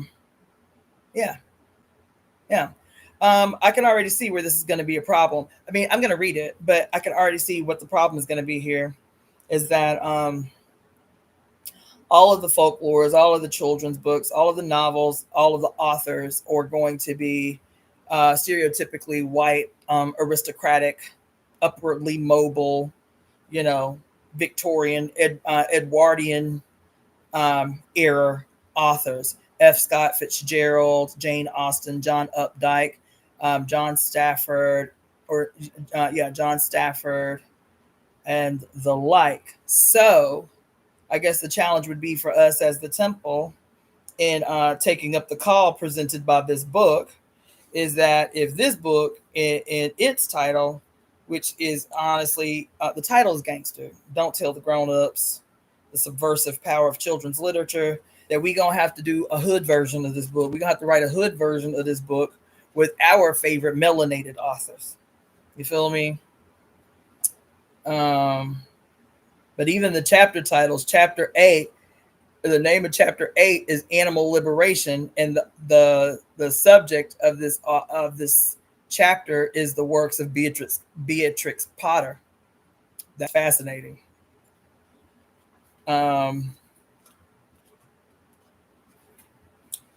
Something else that we might have to consider is we got to do a hood version of this book. Okay, obviously we got to call it something else. We got to write a hood version of this book, and what we can do is do a series of essays. You feel me? Woo. We can do a series of essays where each person that's down for the cause. This was recommended actually by Tajali some time ago when we did the breakdown of the movie with the green girl, Wicked. And she was like, yeah, we should do a breakdown of Wicked, but do it as a book, and everybody take a chapter, right?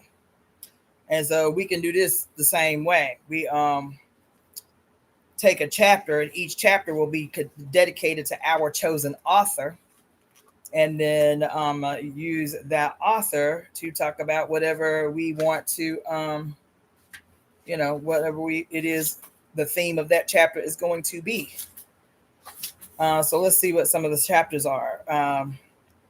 Folktale liberation, fairy tale fiction, breaking for elves, the child who followed the piper. Ooh, that one sounds good. Let me turn to that page right now. The what is it? The child who followed the piper. Ooh, that that sounds interesting. Yes, it does. Y'all know I'm always talking about the Pied Piper anyway. Let's see. Okay, cool. So I'll read that later.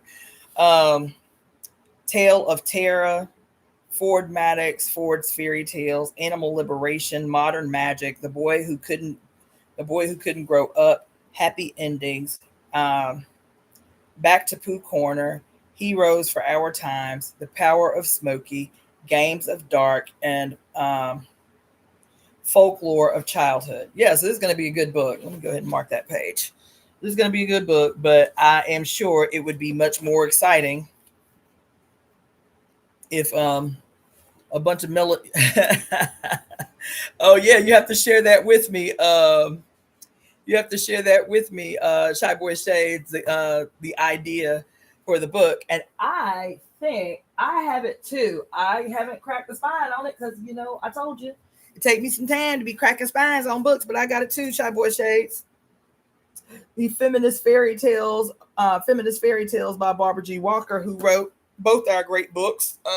The women's, maybe I should take a cue, Shy Boy Shades. Maybe I need to crack the spine open on this joint as I'm talking about the reclamation of what is ours. You feel me? I'll leave that one out, but I have it too. That one is called called Feminist Fairy Tales by Barbara Walker. What else? I got so much stuff over here I haven't cracked open yet. There's another one, since I'm talking about how everybody be betrayed in these spiritual spaces. The name of the book is called The Dark Side of Light Chasers. The Dark Side of Light Chasers. Mm-hmm. I might have to crack that one up too. Oh, and guess what? The subtitle is Reclaiming Your Power, Creativity, Brilliance, and Dreams. Mm-hmm. Mm-hmm.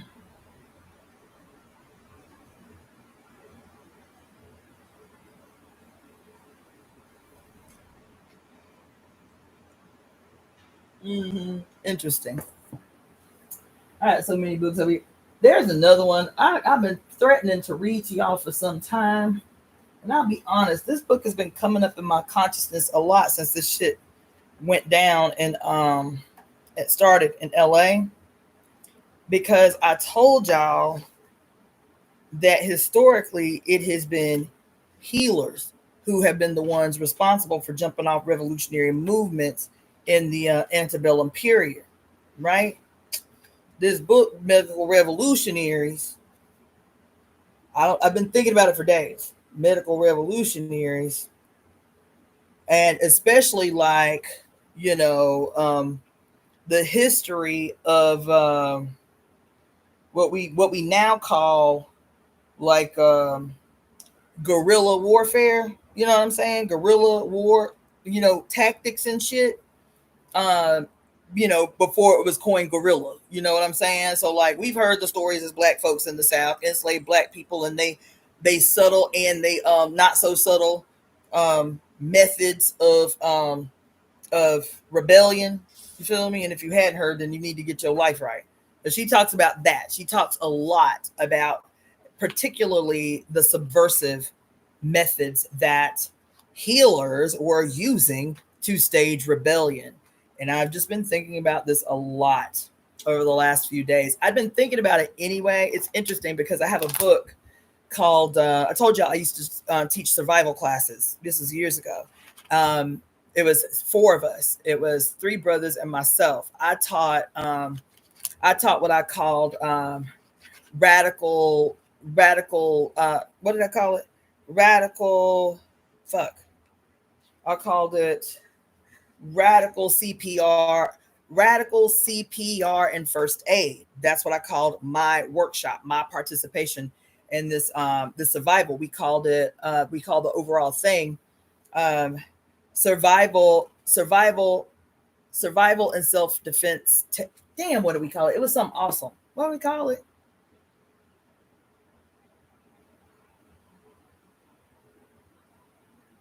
It was something awesome. It was like survival, survival in survival and self shit. Survival and self defense.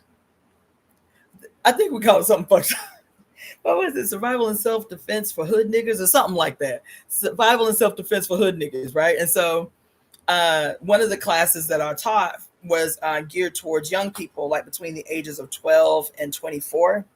And it was teaching them like guerrilla CPR and first aid. It was like, how to suture a temporary wound, how to suture a temporary wound if you are out, camping, or, you on the run or whatever, how to administer temporary stitches until you can get medical care, how to apply a splint.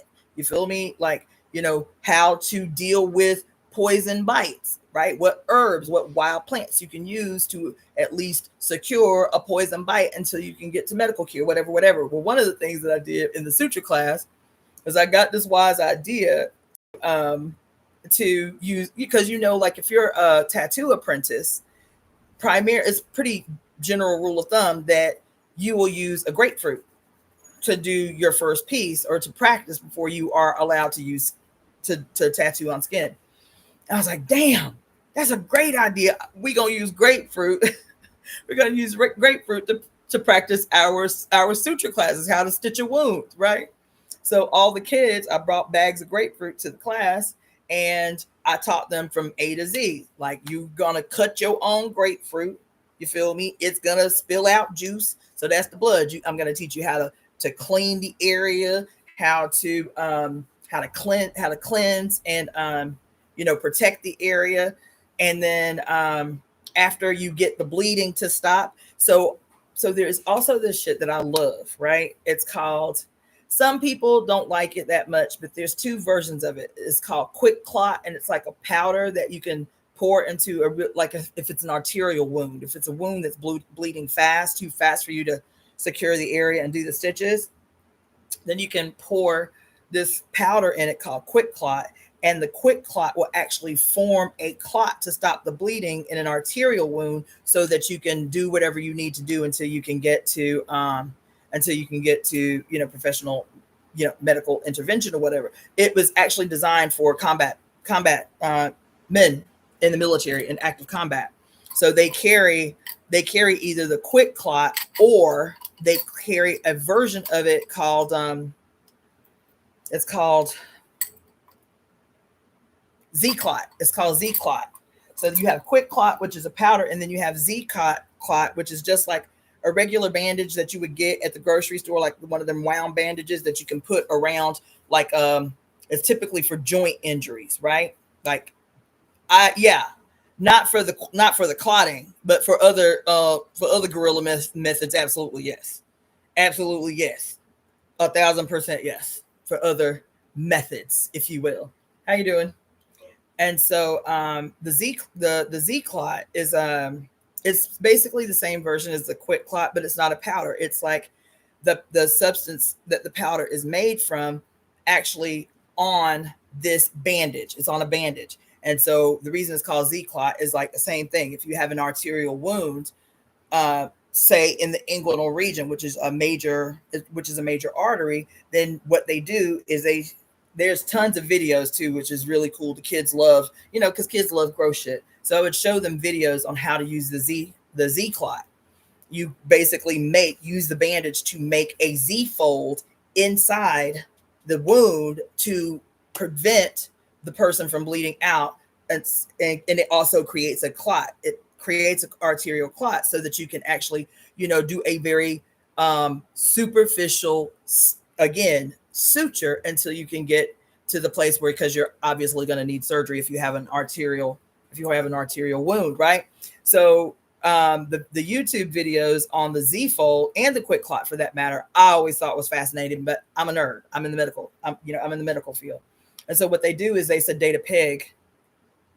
They sedate a pig, and then they make a deep cut in the inguinal artery, right between the legs. They make a deep cut, and the blood profusely starts to come out, and then they demonstrate with the Z fold how to make the Z fold inside the wound to create the clot. And then on another pig, they will demonstrate how to pour the powder in to create the clot. And so you can do what you need to do until you can get the patient to, the hospital or whatever.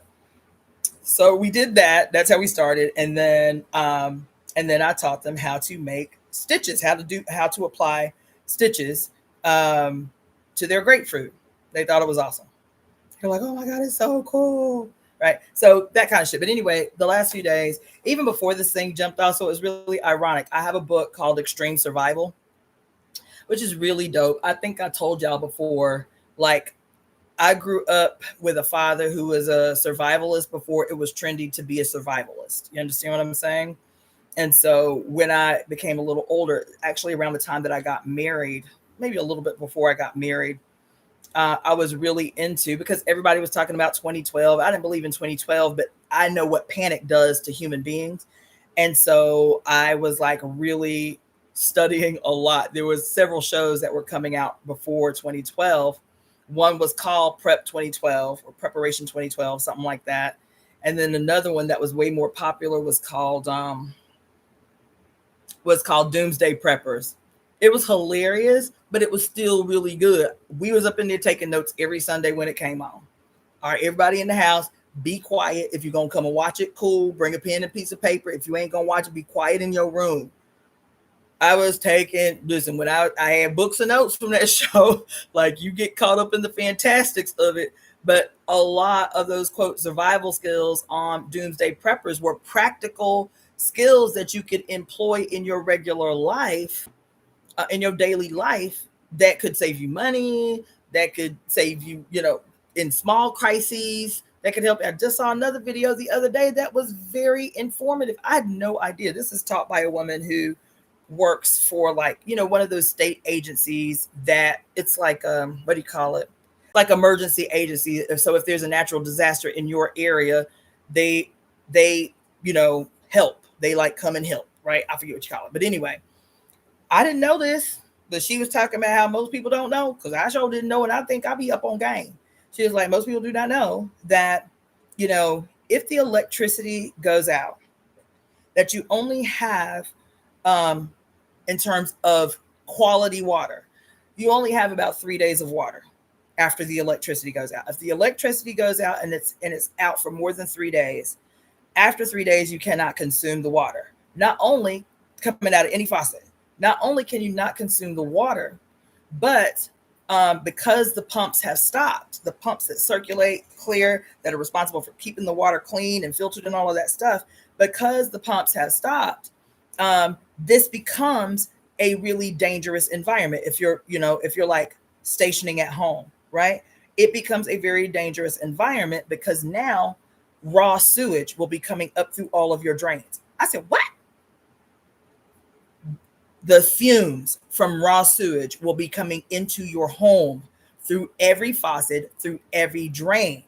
And so 3 days from when the electricity goes out, she walks through the whole house and shows you what you have to do to protect yourself if you are going to be stationing at home for an extended period of time. She was like, you have to clear all of the water out of your commode. And she showed you how to do that.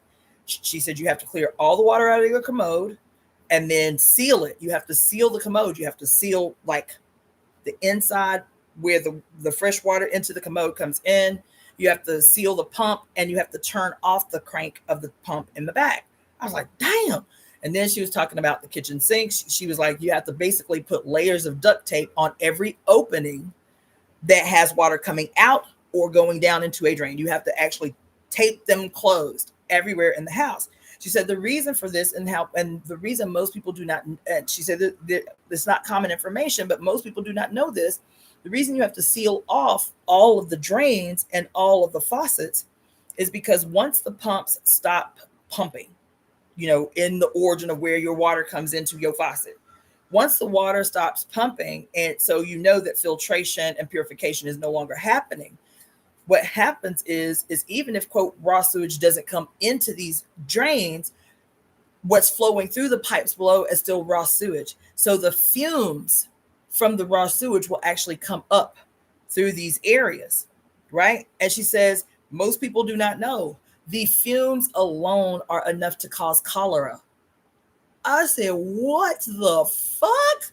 I was up in it. I just watched doom scrolling. It was the first thing that came up on my YouTube for you while I was dumb scrolling in the bed before I put my foot on the ground. Usually I'll dumb scroll for about 30 minutes before I finally decide to get my ass up out the bed. And I'm doom scrolling. I was like, what's this? Right. And then she starts talking about how not only to protect yourself from cholera if you have to station at home for any period of time, but how to manage your own waste in the absence of not being able to use the toilet bowl. I was like, whoa. So she was like, so some things that you need to remember as soon as the lights go out, and if it is something that is threatening to be longer than a day or two, you need to start stocking up on kitty litter, on garbage bags. You need to buy yourself 1 to 3, like those Home Depot paint buckets, the big Home Depot paint buckets.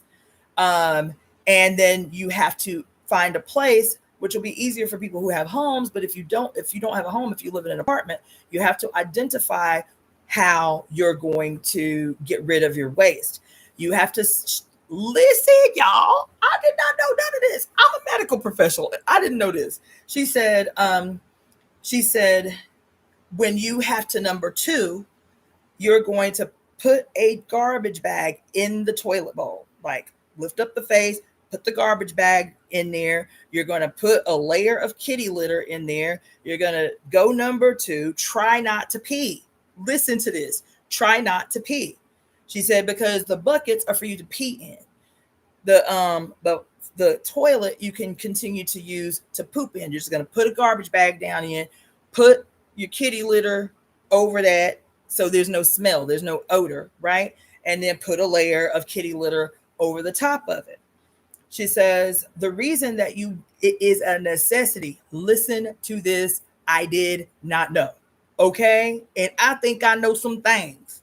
She said, the reason that you have to separate your urine from your feces, because even though urine is pure, urine is purified, right? Like it's like, there's another word, but urine is pure. It's not, quote, dirty. It's not filthy. Urine is a pure substance, right? She said, while urine is pure, your feces obviously is not. Feces on its own is not problematic in terms of like fumes. It's just stinky. She said, but feces becomes an environmental hazard when mixed with urine. If you pee and poop and you can't help it, sometimes you just can't help it. The pee comes out, the poop comes out. If you do that, then make sure to dispose of the mixture right away, to dispose of what is in your toilet right away. She said, if you can, pee in the bucket first and then defecate in the bag that's in the toilet. Because once pee and poop come together in that environment, there's no water, there's no immediate flush, that too, the pee with the poop can cause cholera. The fumes can cause cholera. I said, oh my God. I know.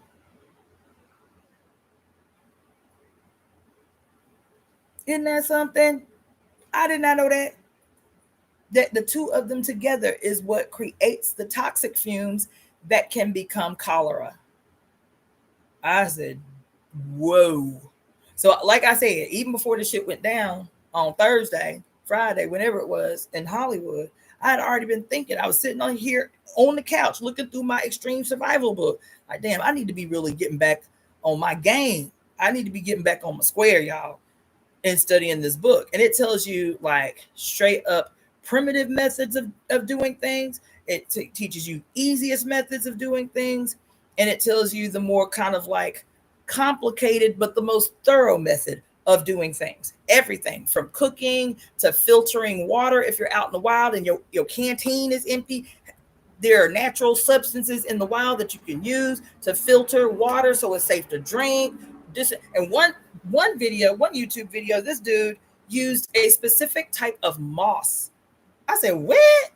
A specific type of moss to purify water. And he said, to show you how effective it is, we're going to go to this swamp, like an actual swamp. The water was grody and had like little stuff in it, like little green floaty stuff in it. It was gross. He's like, what we're going to do is we're going to filter this water from the swamp outside, out here in the woods where we at. We're going to use the moss that I'm telling you about. And he's identifying, he's saying, be careful because you have to use a very specific type of moss. And he's showing you the different ones and the ones that look kind of similar. So you have to look at the leaves to find out which is which, whatever, right? And so he said, what we're going to do is we're going to filter the water. I have a friend on standby that is going to do a water analysis for us, because I'm not just going to drink it in the wild. I want to demonstrate. I want to demonstrate to you that this is actually quite effective. This method is quite effective. So we're going to take this dirty, murky water from the swamp. We're going to purify it right here in real time using this moss method. And then I have a friend on standby that's going to test the water before we drink the water. Okay. And so he has a guy on deck to test the water. In the water, he said the water is testing cleaner than most tap. And so they was right out there drinking the water. I said, God damn. Okay. In this book, which is deep, I don't know. I hope we never get this desperate. It was still interesting though. There was the section in this book on if you're stuck in the wild for whatever reason and you don't have something to capture water in, like you don't have a canteen or you don't have whatever.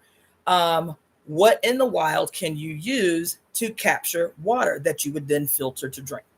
Child, this dude didn't have quote the scenarios. He ain't got a canteen, but he's got enough little gadgetry to make himself a crossbow. So he kills a deer. In this YouTube video, he's like, I ain't got no canteen, but I got enough little stuff. I got some sticks. I got something I can shave some stuff down. I got enough to make me a little crossbow. Let's kill a deer. This dude kills the deer in this video, and he cuts out the deer's stomach, his stomach organ. He cuts it out and he cuts it high up the esophagus. He cleans it. He puts a little fire, like he uses the fire to kind of like purify it. And he takes like a vine or something to like close the bottom opening of the stomach that goes into the duodenum, right? So he takes and closes with like fake suturing, like fake sewing, the bottom of the stomach, cleans it, use the fire to purify it a little bit, toughen it up a little bit, and then leaves the part that was where the esophagus was open. And it looked just like them old school Western like leather canteens. He made a leather-esque canteen with a deer stomach. I said, God damn, that shit genius. I hope it don't ever come to that. I doubt it'll ever come to that because there's landfills everywhere. There's always gonna be something we can use in this garbage because we so fucking wasteful. And if the shit hit the fan, there will never be a shortage of supplies if we just go to these dumpsters and go to the goddamn landfills and shit. However, that's still some goddamn gangster shit. That's some gangster shit. I think, whoa. Now back to the medical revolutionaries. This stuff wasn't about survival. Everything that she details in this book. Let me correct my statement. This book wasn't about survivalism as like the way we understand it in the modern age. It was about survivalism because everybody that she actually details actual figures. Everybody that was in this book was enslaved and always plotting and scheming about how to change their relationship with the person that owned them. You feel me? And so I got to get my septum re-pierced. I have a little ugly piece of jewelry in there that's is annoying my nose. The hole doesn't close, but my old jewelry won't fit up in there. I got to get it redone. So anyway, so like, let's see who some of the people she got up in here. She's got Makandal up in here from Haiti. Was he from Haiti or Santa Domingue? I think he was from Haiti.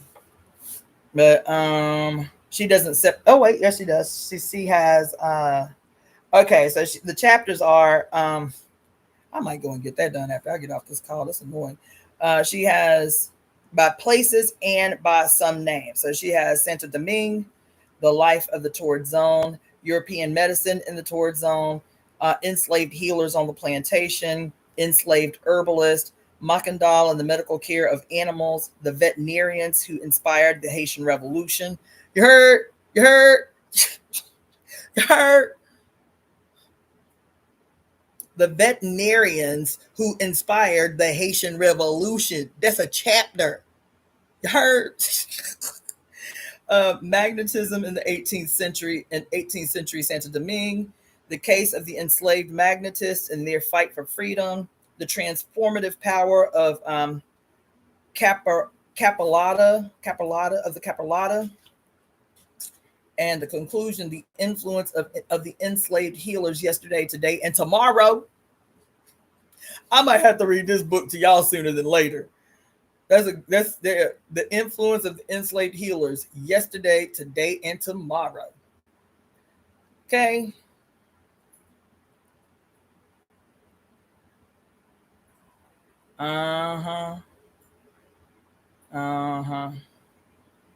Yeah, we might have to get into this sooner than later. I forgot about it. I haven't read it in years.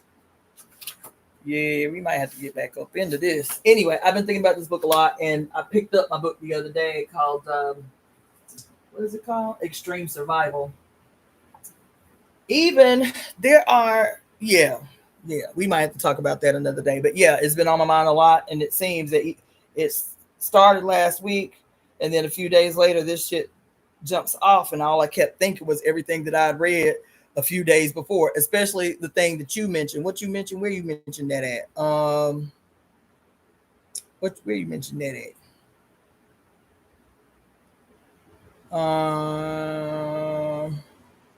Yeah, you vegan butterfly, especially that.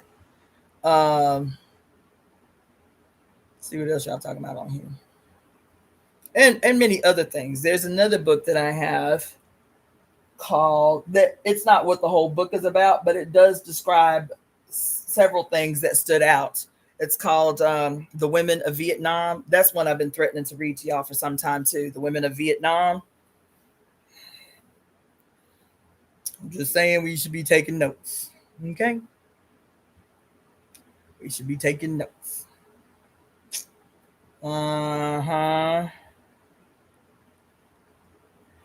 Oh, Zoe Noel. Yeah, I've seen that too. Which book? Alicia Morris, which book? I talked to, which one? Because I've talked about 3 or 4 so far.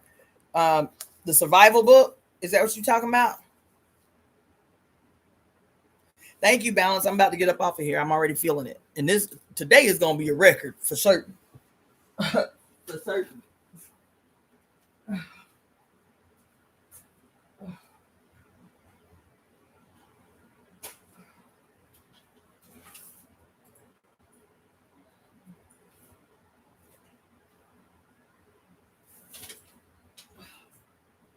Okay.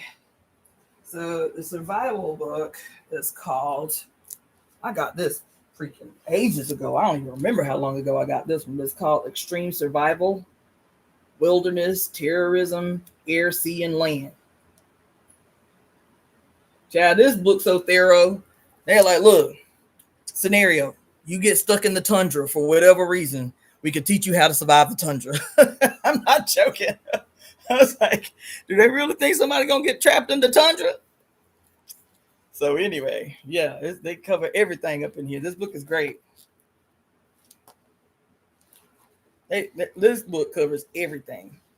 If you need to bug out, if you gonna rough it and station at home, if you need to station for a long period of time, how you can station at home and survive for a long period of time.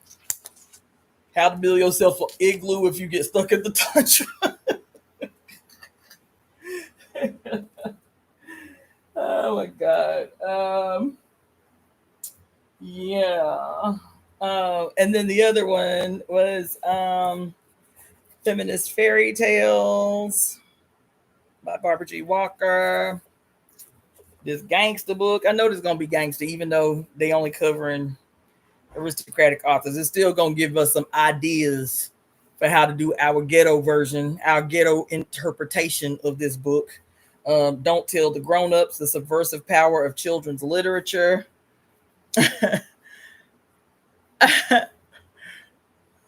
Under the Thunderdome. I don't get it. I don't get it. Balance. What's the reference? I'm sorry, I don't get it. Is that a reference to Mad Max? Is that what that is? Maybe I need to rewatch that too now that I'm thinking about it. But anyway, yeah, so those are the ones that I talked about today. Also, I have a nifty little book. Where is that nifty little book? Where it is. Where did I put that book? I have a book that is specifically for my. I have a shelf that is specifically for my odd-shaped books. It is.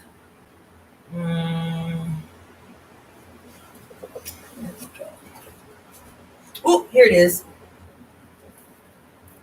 This one. Yeah.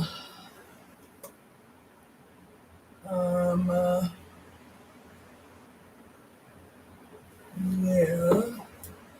But this one in particular, I like this book. I like this book. It's called I'll just show it to you.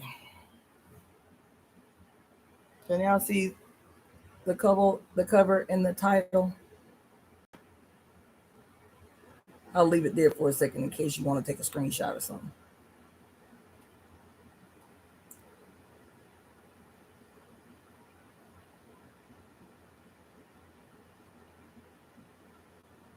I like that book for obvious reasons. I like that book. Yeah. There are other stories I would like to tell, but will have to remain untold in this setting. Yeah.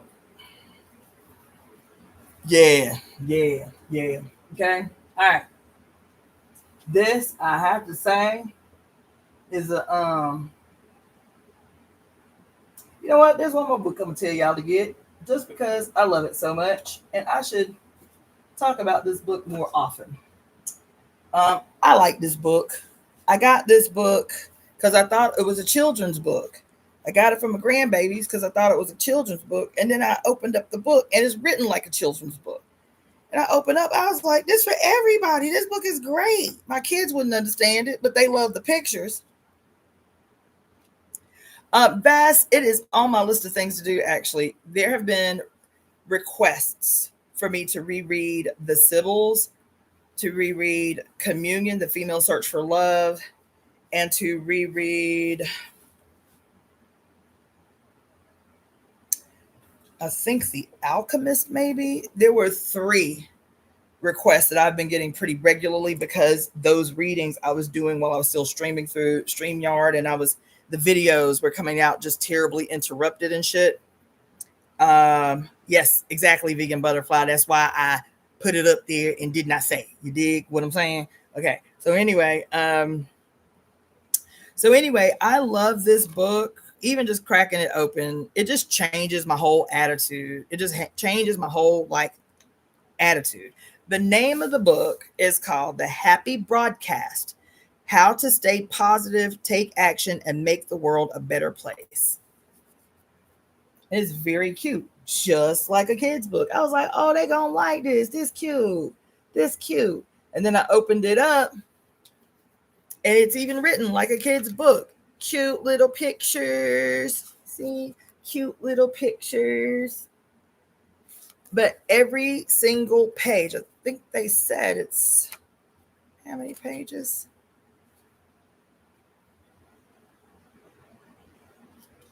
The pages ain't numbered.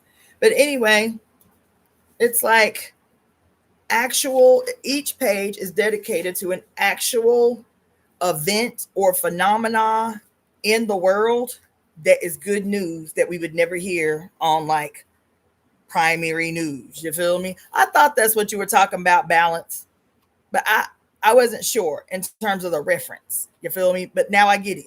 I'm clear.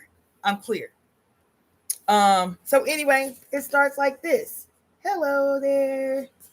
I'm gonna read you a couple of them because it always puts me in a good mood. I love this book. It says,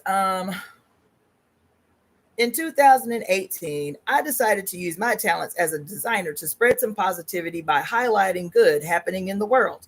That day, the Happy Broadcast was born as an online source for positive news, highlighting the importance of mental health and sustainability.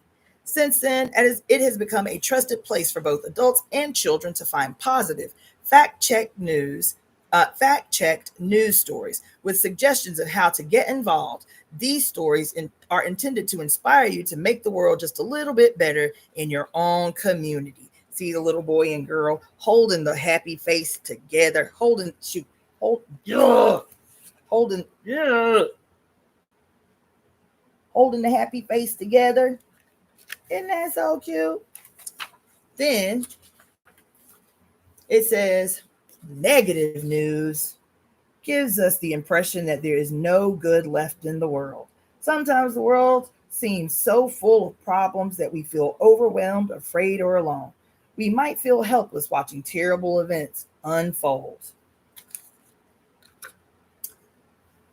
But ignoring the bad news doesn't work for me. I don't want to be a victim of unrealistic optimism. I want to look for solutions to problems and focus on what I am able to do. I am inspired by and want to celebrate the millions of people who have shown us that we can all have a positive impact. This book is so cute.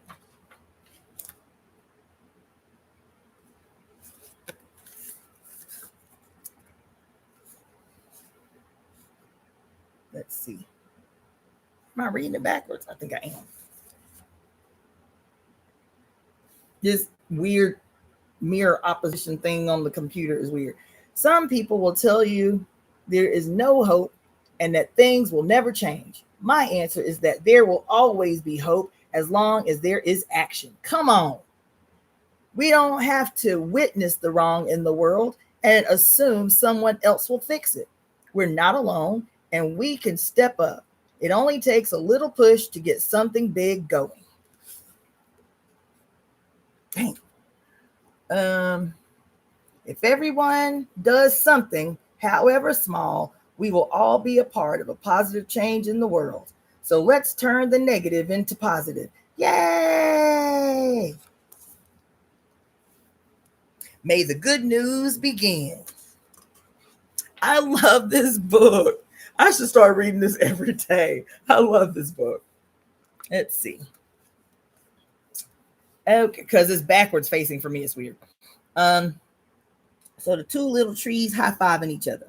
So the story goes, through a sustained public commitment, Costa Rica has increased the size of its rainforest by 52% since 1984, which gives us hope for the Amazon. Change can happen. Then, I love this story. Dang.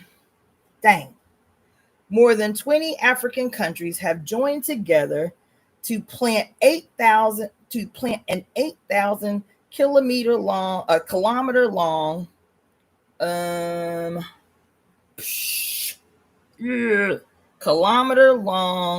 wall of trees to restore the landscape and to stop the spread of the Sahara Desert.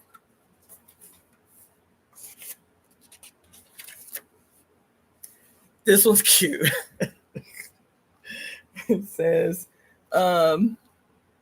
people in a North Indian village knit giant sweaters for the Indian elephants to protect them from near freezing temperatures. Isn't that cute? Isn't that cute? Them little weavers. Okay. San Francisco's Cuddle Club unites senior people and senior dogs who need companionship, exercise, and affection. It is so cute. It's called the Cuddle Club. Oh my gosh. Some of the stuff is so cute. Okay, I'm gonna read a few more and then I'm gonna go. Italian students are now required to study climate change and sustainability throughout their time at school. In Japan, abandoned golf courses are being turned into solar farms. One updated golf course now powers 12,000 homes. Y'all, a single updated golf course now powers 12,000 homes because it was turned into a solar farm. Awesome. Think we should kick off a campaign talking about in the goddamn golf clubs. The single greatest waste of land and freaking water ever. There's like, I forget how many, but like Vegas is in a desert. And 3 states have committed to a 150-year contract to divert their natural waterways to bring water to Las Vegas in the desert. And because of this diversion of water from California, Utah, and I forget the other state, Colorado, there are more golf courses in Las Vegas, in greater Las Vegas, than any city in the country. And then you can actually see the lowering of the water table of major rivers in these 3 states just from since the early 20s, the age of the mobsters, because that's when it happened, of them diverting water from the major riverways in the states around Vegas to bring water to the desert for what they call them, sprinkler wars and golf clubs. Okay. A NASA satellite study has shown that the world is a greener place than it was 20 years ago, thanks in part to ambitious tree planting initiatives in India and China. See, that's awesome news.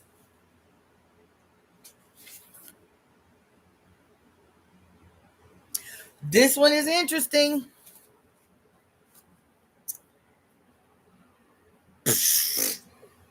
Bad news dominates the headlines. There it is. Bad news dominates the headlines and can make us feel powerless. Did you know that just 3 minutes of negative news leaves you 27% more likely to have a bad day? It's no wonder, given that bad news feeds our fear and anxiety. How can we overcome fear?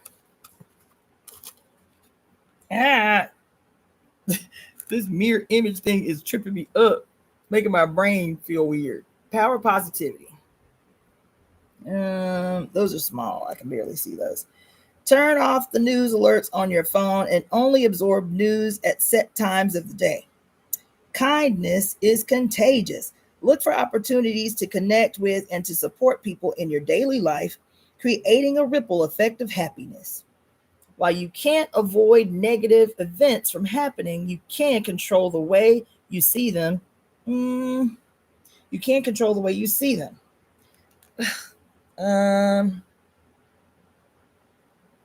Is that issue worth your energy? Make a list of happy thoughts, good friends, food, pets, and more. Refer to your list of happy thoughts when you feel unhappy or unworthy.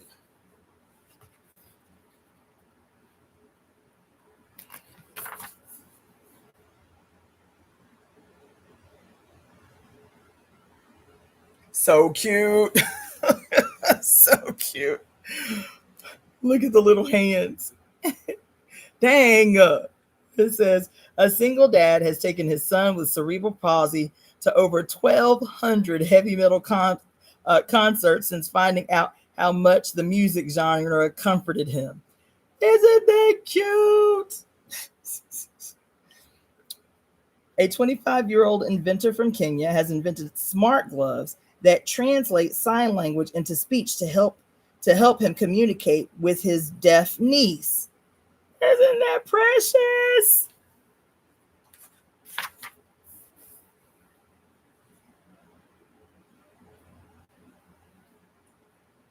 A supermarket in Thailand says no to plastic packaging and instead wraps fresh produce in banana leaves. Ah. Humpback whales have come back from the brink of extinction thanks to conservation efforts. Populations have risen from hundreds to 25,000. That's great news. Everybody, they're all little tear emojis. I know. I love this little book.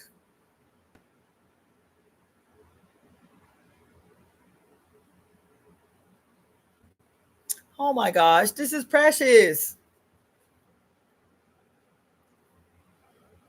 After it was revealed that more than 1,500 people die by suicide each year in Sweden, the country has premiered the world's first mental health ambulance.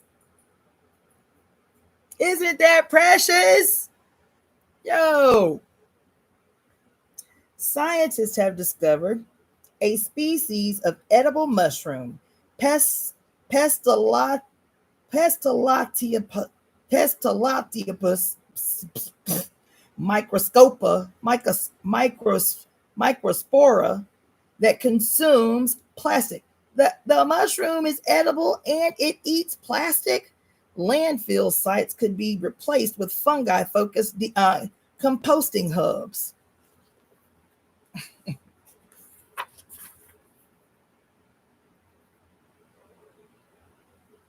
I love this freaking story.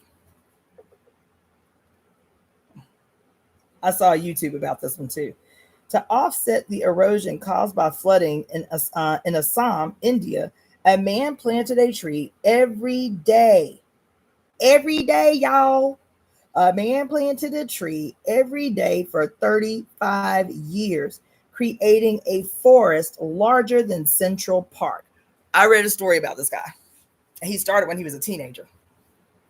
Every day for 35 years. This is a story I think I was telling y'all about where they were saying that the desertification had been so bad that obviously erosion was an issue, but all the animals had left. This is in southern India. All the animals had left. There were no birds, nothing. And how this guy's quote forest, the forest he planted, brought back all the animals.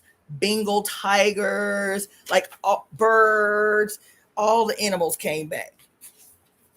Isn't that wonderful? Yes. Yes. And there's a whole little thing about standing up for trees.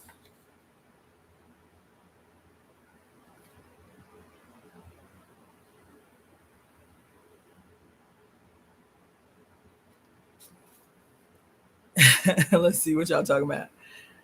I was telling my clients about the mushrooms that eat plastic. I didn't know they were edible though. I'd heard about the mushrooms that eat plastic, but I didn't know the mushrooms themselves were edible. That's like unbelievable. That's like amazing.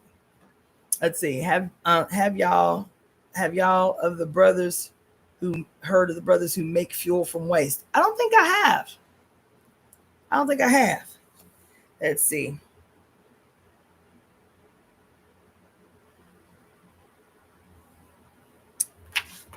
Let's see.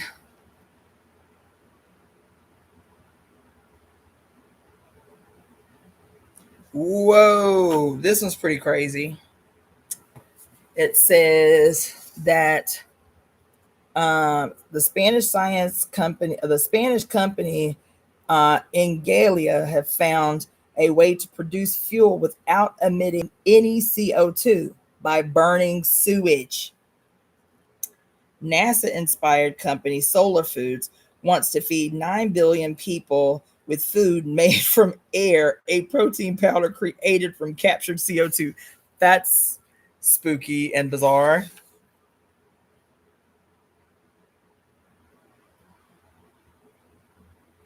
Oh, this was sweet too. In the last 5 years, Kenya's poaching rates have dropped by 85% for rhinos and 78% for elephants. In Nepal, the number of tigers in the wild has almost doubled in under a decade. Yay!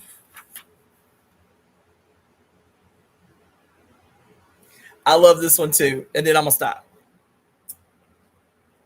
A newspaper in Japan is made of recycled paper and seeds. Finish reading, simply tear it into small pieces, plant it, and flowers will bloom.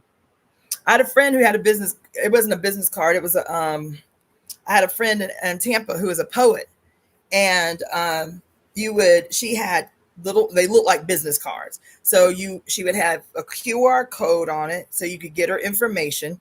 And then on the back, she had a bigger QR code. You would pay her or make a donation for the card. And in exchange for the donation, she would give you the card and you could download her digital book of poetry. So she didn't produce hardcover books or paper books. You basically buy the card, you get her business information on one side, and you get a digital copy of her book of poetry. And the card itself was made out of seeds, and you could choose the seeds that you wanted. So she had like carrot seeds, and she had like pepper seeds and cucumber seeds, and seeds was in every card. And then after you get the information off the card, you could literally put the card in a pot and water it, and something would grow. Isn't that an amazing idea? Yeah. Anyway. This one's sweet and sad. After the Australian bushfires, people from all over the world knitted little mittens for the koalas with burnt paws, which raised almost $2 million in aid. Little babies.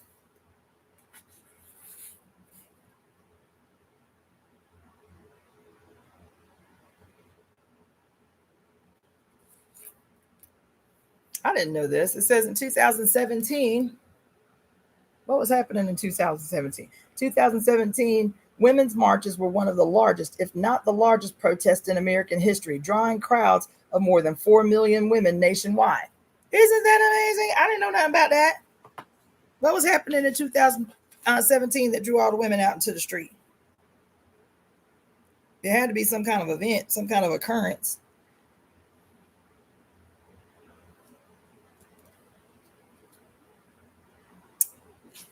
Yes, very cute.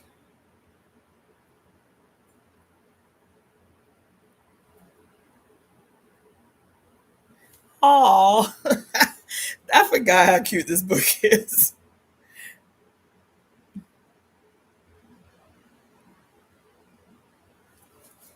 I promise this is the last one I'm gonna read, but y'all know I love goats. Y'all know I'm obsessed with goats.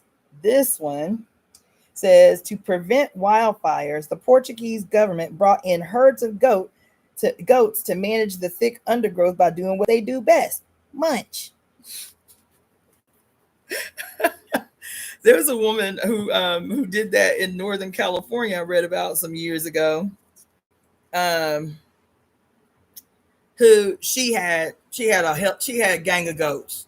She had a gang of goats that she first started like hiring her goats out to do like yard work. Instead of people getting out there and raking up their leaves or cutting down overgrown grass or whatever. If they had a big plot of land they needed like chopped down, she would she would bring a like she had a pickup truck and she had like a big old trailer thing on the back of it. What's DJT? I don't know what that is. What's DJT? What's DJT? I don't know why y'all know. I think I'll be knowing these young folk acronyms. What's DJT? Oh, oh yeah. Maybe I was just subconsciously blocking it out of my memory. I was like, what the hell happened in 2017? Oh, thanks for the reminder. Anyway, she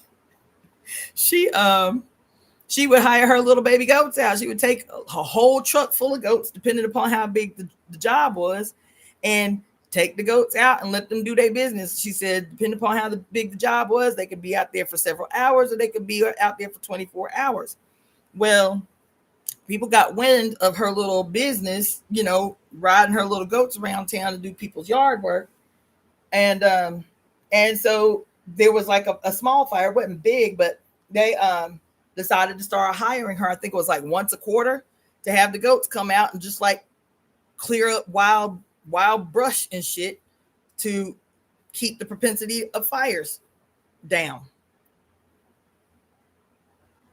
Oh, I just love goats. Y'all don't know. Y'all don't even know. My obsession is probably borderline crazy. Okay? I love goats. I have since I was a little girl. Let's see. This one's cool too. I promise. These are the last two I'm going to read. 7 eggs from the world's last 2 remaining northern white rhinoceroses were successfully fertilized in 2019. This may save the species. Yay! Waste processing plants in China are using up to 1 billion cockroaches to process 50 tons of food waste per day. Now, to add to that, okay, waste processing plants in China using up to 1 billion cockroaches to process 50 tons of food. That ain't the only reason they doing that. Cockroach business in China is a multi-billion-dollar a year industry. Breeding roaches. It's a multi-billion-dollar a year industry where they will literally like mate the roaches in giant vats and shit and just let them reproduce in these giant vats, and then they'll sell the vats for hundreds of thousands of dollars. Cockroach breeding is big business in China. Hell yeah. There's one guy I saw a video about. He became like a multi-millionaire off a cockroach business that he started right in his backyard, and then it expanded and expanded and expanded until he had a whole ass factory. Yup. The reason why is because cockroaches are considered one of the 365 herbs in the Chinese materia medica. It is actually a very, very powerful herb in traditional Chinese medicine, along with the cicada, the cicada moltings. But yeah, I told you, in Chinese medicine and Chinese herbal medicine, herbs aren't just plants that grow out the ground. It's everything. Everything you can possibly imagine is a Chinese herb. Bear gallbladder, squirrel poop, bat poop, every insect, rocks, certain types of rocks, certain types of seashells, freshwater shells, bird poop, bat poop, squirrel poop, rat poop. So much unimaginable shit that is considered herbs in the materia medica. Yeah. Yes. I think I told y'all once the first time, because it's a major herb for Chinese medicine, the cicada moltings. And I remember the first time I had a serious, I was sick as a dog. And I was in school, my first year of school, and they made me a formula in our herb lab, and it had like, they didn't even like grind it up in the whole ass cicada moltings. Whole ass cicada moltings in my bag. I was like, what now? I ain't in herbs yet. It's my first year of school. Like, what the fuck is these bugs? Whole ass cicada moltings in my bag of herbs. They was like, that's the herbs. I was like, that ain't no herbs, that's bugs. Having to be at home making a tea out of my cicada moltings, child. Yes. Whole ass bugs. Worms are herbs. Beetles are herbs. You name it, and it's probably a herb in Chinese medicine. Yup. You name it, and it's probably a herb. Yup. Mm-hmm. But yeah, if you can tolerate roaches, your ass can make $1 million in China, baby. And pretty quick, since they reproduce so fast, your ass can make $1 million. So they found a way to feed the bugs. I imagine 50 ton. They get rid of 50 tons of food waste a day, y'all. Yikes. Yup. Oh, it says rice farmers around the world are using ducks instead of pesticides. That ducks feed only on insects and weeds and never touch the rice plants. Fascinating. Fascinating. Isn't that something? Oh, I didn't even know this, and I live here. California became the first state in the United States to prohibit the sale of dogs, cats, and rabbits in pet stores unless the animals are from a rescue organization. Oh,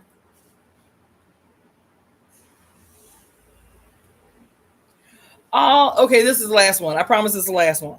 The Italian town of Collecchio, Parma, only allows. I remember this. I talked to you guys about this shit, but not this part. But I talked to you about this, and I'm gonna tell you when. The Italian town of Collecchio, Parma, only allows silent fireworks to alleviate pet stress and anxiety. The reason I mentioned this is, you remember I was telling you we were reading a story about top 10 top 10 or 10 times sex strikes worked. 10 times sex strikes worked. Remember we were talking about that? I don't remember within what context it was, but it was maybe a couple of summers ago, and I did like, I don't know, 4 or 5 in a row videos on the statistics around the increase in femicide and violence against women. And this was right before we read Pure Lust, as a matter of fact.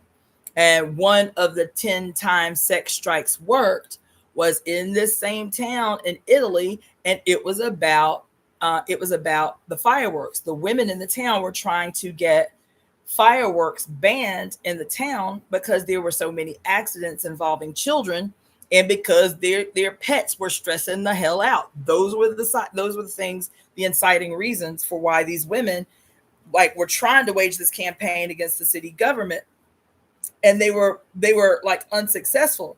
And so the women were trying to get their husbands to like support them. Like, if we can just go up in there by ourselves, they ain't gonna be listening to us. But if y'all men come up in here with us, they'll pay us some attention. And the men was like, nah, we ain't gonna do that. Nah, we ain't gonna do that. The women's husbands and partners and stuff was like, nah, we ain't gonna support this, right? And so the women went on a sex strike. Support what it is we asking the city to do, or your ass is sleeping on the couch until we say otherwise. And baby, 10 days in, diligent as they was, 10 days into the strike, not only did the men support the movement, but simultaneously the people governing the town were like, y'all win. Okay, we'll do something different with the fireworks. 10 days. 10 days. No coochie for those in power, no coochie for those in the house. And 10 days in, they was like, okay, fine. We'll do something about the fireworks. This is the outcome of that sex strike. Is the little babies are not just, my cats throw a temper tantrum every year. So 4th of July, New Year's. Well, they've only experienced, this will be the second 4th of July this past New Year's. And even though city fireworks are supposedly illegal in the city limits, child, this place be lit up like a torch. Loud too. Oh, obnoxiously loud. But anyway, that's the side effects of the sex strike. Yup. So you know what? That's the last thing I'm gonna read. Okay. But what I am gonna say in response, yes, we talked about that when we talked about this sex strike, because even though that was supposedly, a fictitious event, that movie, which was called Chirac. It was, from what I understand, it was actually based on I'm wrong. It wasn't based on fictitious event. The movie itself was actually based on a ancient Greek play that was based on an actual event in ancient Greece. It was called, what was it called? Anybody remember? Because we talked about it. We read part of the play. What was it? Ooh. Started with an L. Because that word is now synonymous with sex strike. Ooh. The name of the play is the word now that is synonymous with the sex strike. And it started with an L. Anyway, that movie you're talking about, Vegan Butterfly, I don't remember what video it was, but I talked about it at length because we talked about I read that article about the 10 times sex strikes worked. And this story that it is a hood retelling or a hood level adaptation of an ancient Greek play based on an actual Greek sex strike. Yep. And yeah, even that play, like the parts that we read from it were like very interesting, like really dope, like very, very interesting. But yeah. And thank you for bringing it back up, Vegan Butterfly, because what I was going to close by saying is I did a whole long diatribe last week about how I will not calling on nobody to be, taking no vows of celibacy or no, what do you call it? Vows of abstinence or no shit. However, in response to the sister that was saying, we should tell everybody, to take a vow of celibacy while we do the conspiracy. I was like, that's cool if you want to do it. And it's also cool if you want to share that with the group when we have the temple service, but that's not going to be a tenet that I promote as the Temple of Evolutionary Emergence. I will make right now in this moment a disclaimer. I am opposed, and I am not wavering on that, of any displays of what we would call like self-denial. That I'm opposed to. So abstinence, celibacy, those words are based in acts of penance and asceticism directly tied to patriarchal religions. So I want to make a distinction right now. While I am diametrically opposed to any display that is internalized as an act of self-denial, what I am not opposed to is a revolutionary, evolutionary understanding of the need to use sex and sex deprivation of others as a revolutionary strategy. Them two totally different things. They're two totally different things. So if the group of women in particular decide that we want to engage on a sex strike while we doing this ritual, cool.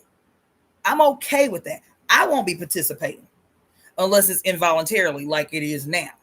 Like I haven't had sex, and when was the last time I had? Oh yeah, I remember the last time I had sex. Not worth mentioning, not worth remembering. So if it didn't include this last time that I had sex, then it's been a long time since I had sex. However, if it's involuntarily, I don't foresee in any near future some scenario that is going to emerge that is going to allow me to have like a really fruitful and bountiful sexual experience. I'm open to that, but I don't see it in the near future. If it comes, I'm just going to tell you, first of all, I'm not committing to striking. If it happens involuntarily, then fine. That's cool. I'm not opposed to that either. However, if the opportunity arises as a blessing to me where I can get rubbed up and deed down, I'm gonna take up the opportunity. With the conspiracy still on my mind, using the opportunity to power up my conspiracy, yes, I will.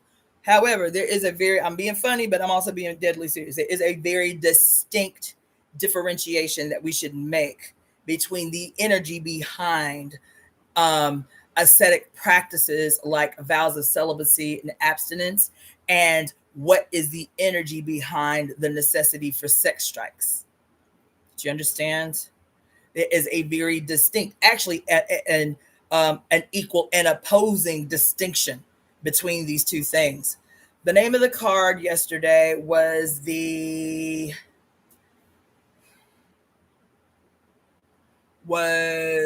exemplar of the arrows. The exemplar of the arrows.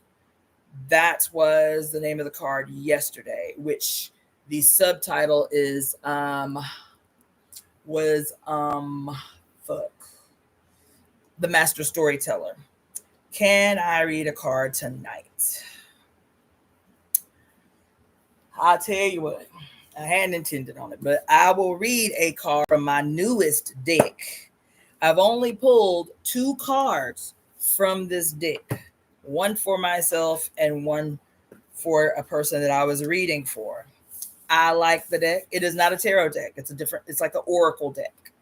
But it's, first of all, the deck is absolutely gorgeous. The illustration, the illustrations of this deck is really gorgeous. It's really, really exceptional. Okay, this is an oracle deck, so it is not like a tarot deck. So I am going to pull a card. Try to keep this as short and concise as possible because now I'm hungry. Okay. So let me show you the cover of the oracle deck in case you want to get it. It is called the Alana Fairchild Kali Oracle Deck. Ferocious grace and supreme protection with the wild divine mother. The Alana Fairchild Kali Oracle. Beautiful. It comes with a book. There's the book. It comes with a book. It comes with a gorgeous little box. You feel me? Okay, so did I pull a card? I thought I pulled a card up out of her. I didn't.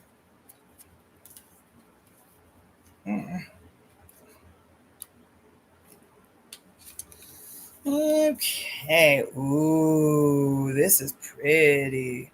So this is the card. It's called Chinnamasta.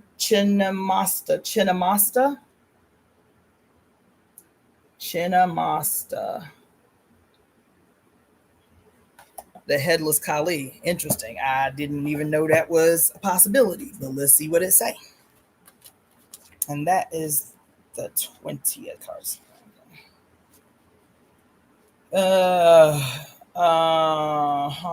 Okay. I'm not going to read the whole card because it's long. But I will read the invocation ritual and some highlights. Sacred severance is her radical grace. She is our soul's power to shed and survive, to outgrow and evolve. When the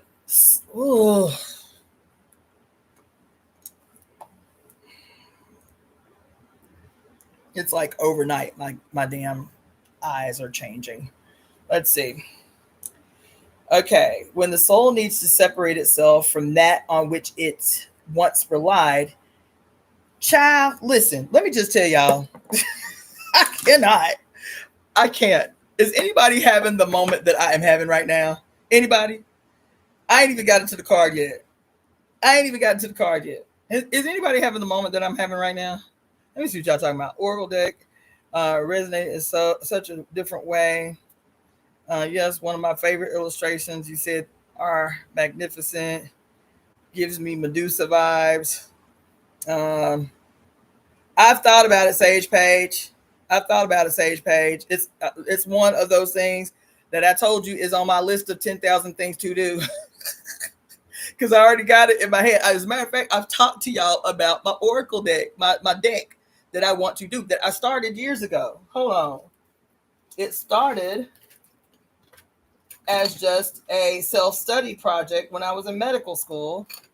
And that's all it was. And then later down the line, I was like, damn, this shit is really brilliant. I should make this a deck. And this I just made myself, right? Like before there was any like AI tools and that type of shit, right? So I just created it like in a Word document or whatever, Photoshop or something. And then this was my primary study, study guide that I used for my 5 elements class. So it was, so there are, there are 12 there's 12 initial cards for the different ways the 5 elements moves. The 5 elements moves through each one of the 12 meridians, or is represented in each one of the 12 meridians. And then all of the major points for each 5 elements presentation of that meridian. So this meridian is called the Sanjiao Han Xiao Yang. So that's the Sanjiao channel, or the channel of the triple burner, how it looks in the elements, and then what are the major points along the meridian. How does it show up in the organ? That's the stuff that's on the left side of the, is that right? Yeah, the left side of the card. So like the flavor, the sense organ, the tissue, where it manifests, what's its color, blah, blah, blah, blah, blah. As a matter of fact, it's funny that this is the one that I am picking up. No, this is the Sanjiao. The Sanjiao triple burner. So it is the yang correspondent. This card is the yang correspondent to the heart channel, because we're going into the heart season. Come the summer solstice, we're going to be in the heart season. So this card, because the heart is the yin organ, and the Xiao Yang is its yang partner. The Xiao Yang is its yang partner. So those are all the points. Those are the different manifestations, the Jing Well, the Ying Spring, Shu Stream, Jing River, blah, blah, blah, blah, blah. And then the ways that it shows up in your body. The time that is the peak time for the organ. It controls, it has in its relationship with the, heart channel, its governance of the Shin, which is the mind, the consciousness, and the subconscious mind. Its emotion is joy, its season is summer, blah, blah, blah, blah, blah. So it's how this started. It was just as a study guide, and I was teaching something maybe last year, and I drew these out, and I was like, damn, I should make a whole like deck out of these, like an actual deck out of these. You feel me? Anyway. Yeah, I have several ideas for, I like that idea, Sage Page. I have several ideas for like decks I would like to do. But the reason I'm having a moment, don't be getting me off task. I'm getting up off here. The reason I'm having this moment, y'all, is big. Why am I having this moment about this motherfucking car we just pulled up? And I was like, that's interesting. I didn't even know this was a possibility for Kali to be headless. Because of all this time that we've been talking about the significance of headlessness. For weeks. We've been talking about headlessness and severed heads, and what does this mean symbolically, and where are the cultures? What does each culture have to say about headlessness, and this and this, and even Kali, because she got all these niggas' heads strung around her belt. I'm having a whole ass moment. I was like, I didn't know this could be a possibility. And I started reading the card. I was like, oh my God, yes, all the headlessness everywhere. Okay, so let me finish. Damn.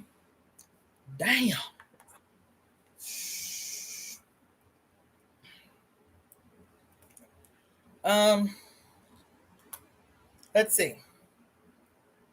When the soul needs to separate itself from that on which it once relied, be it a view of ourselves or the world, or a group or belief system that cannot support the truths of the heart. Oh my God. Oh shit. Listen. Or the belief system that cannot support the truths of our heart. She is the capacity, sovereignty, and courage required for self-liberation. She said this shit might get so deep you might have to decapitate yourself. Listen, God damn. We were just talking the other day about this patriarch that has taken a seat upon the throne in your skull. You feel me? Remember that? And how you constantly have to go to war with the patriarch in your skull. You feel me? She said you ain't got to go to war with him. You just might have to practice the act of self-liberation, which is self-decapitation. Damn. Yo. Woo. She said you might have to be courageous enough and have the capacity and sovereignty required for self-liberation. Systems of oppression within your... Listen, if this card is not right the fuck on time.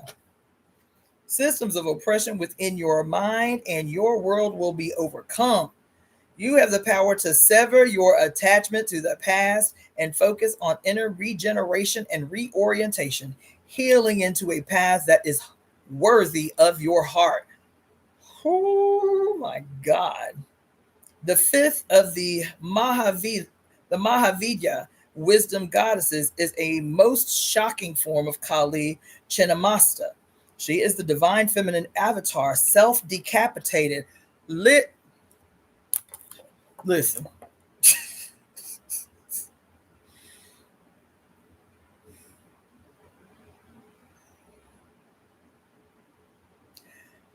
Child, I'm having a whole motherfucking moment up in here.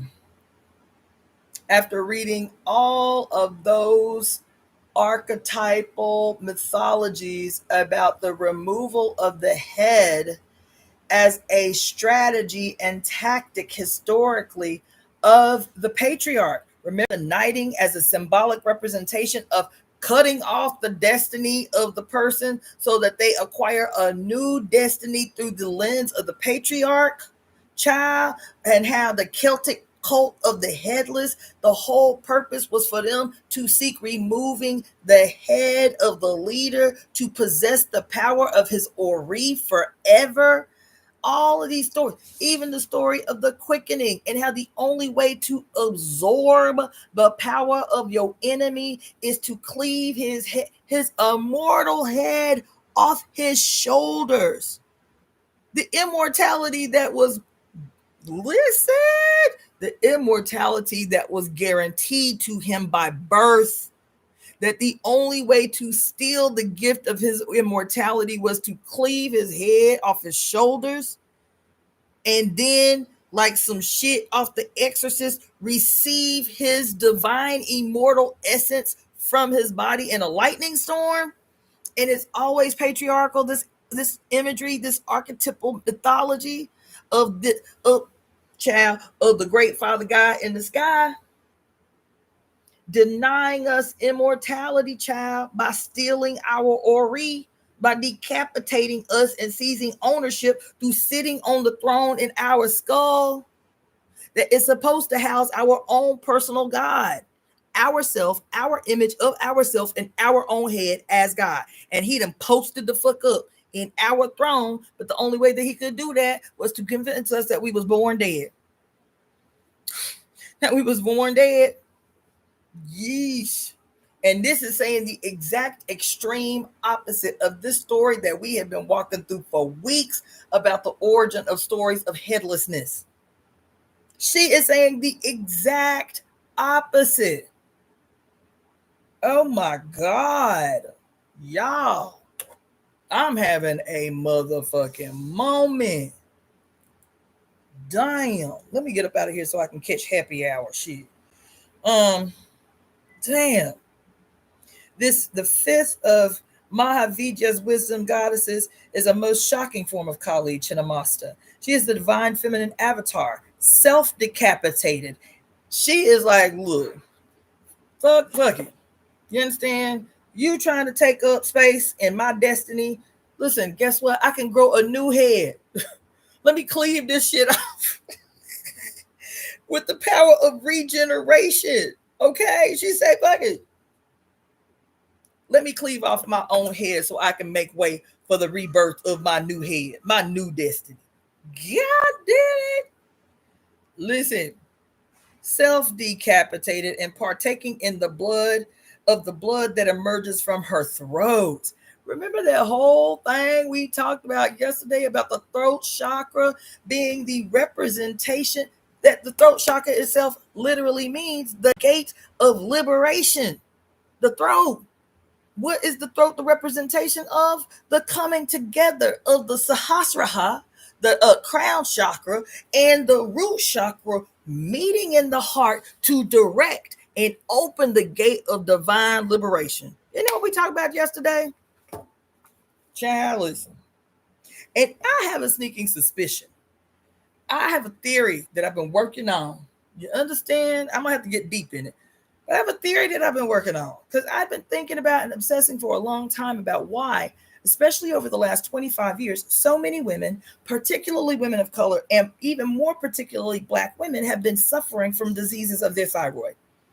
Why so many women are being told that they must have thyroid surgery and have their thyroid removed. I've been obsessing over it because it started with my thesis, if you will, my hypothesis, if you will, is that this started in the early 90s when they started really propagating very hard, especially in commercials, that because Black people were the most likely people to die of complications from heart disease and cardiovascular disease, that they started pushing really hard the need for Black people to stop eating table salt, right?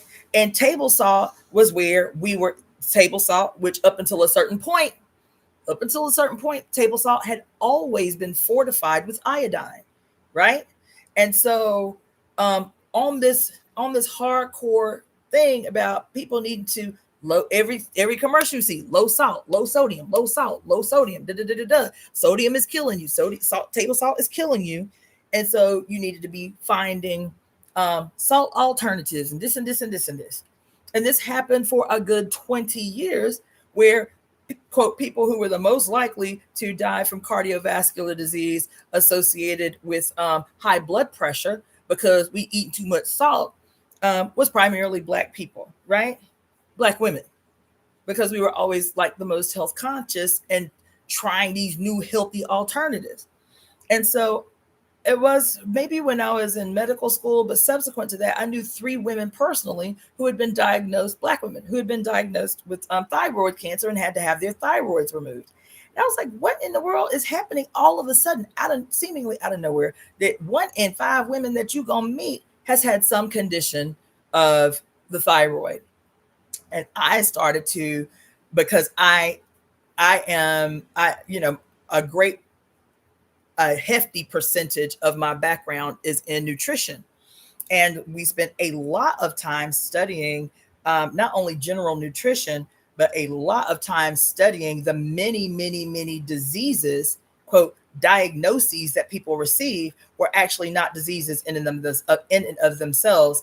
They were the presentations, what we call the subclinical presentations of nutrient deficiencies. So we call a subclinical presentation is, so you have adequate nutrition, adequate nutrients, and then you have deficiencies at same nutrients. You have the presentation of adequate nutrition, and then you have, this is where Western medicine is concerned, you only have 2 things. You have adequate nutrition and death by nutritional deficiencies, and they don't consider any of the ranges in between.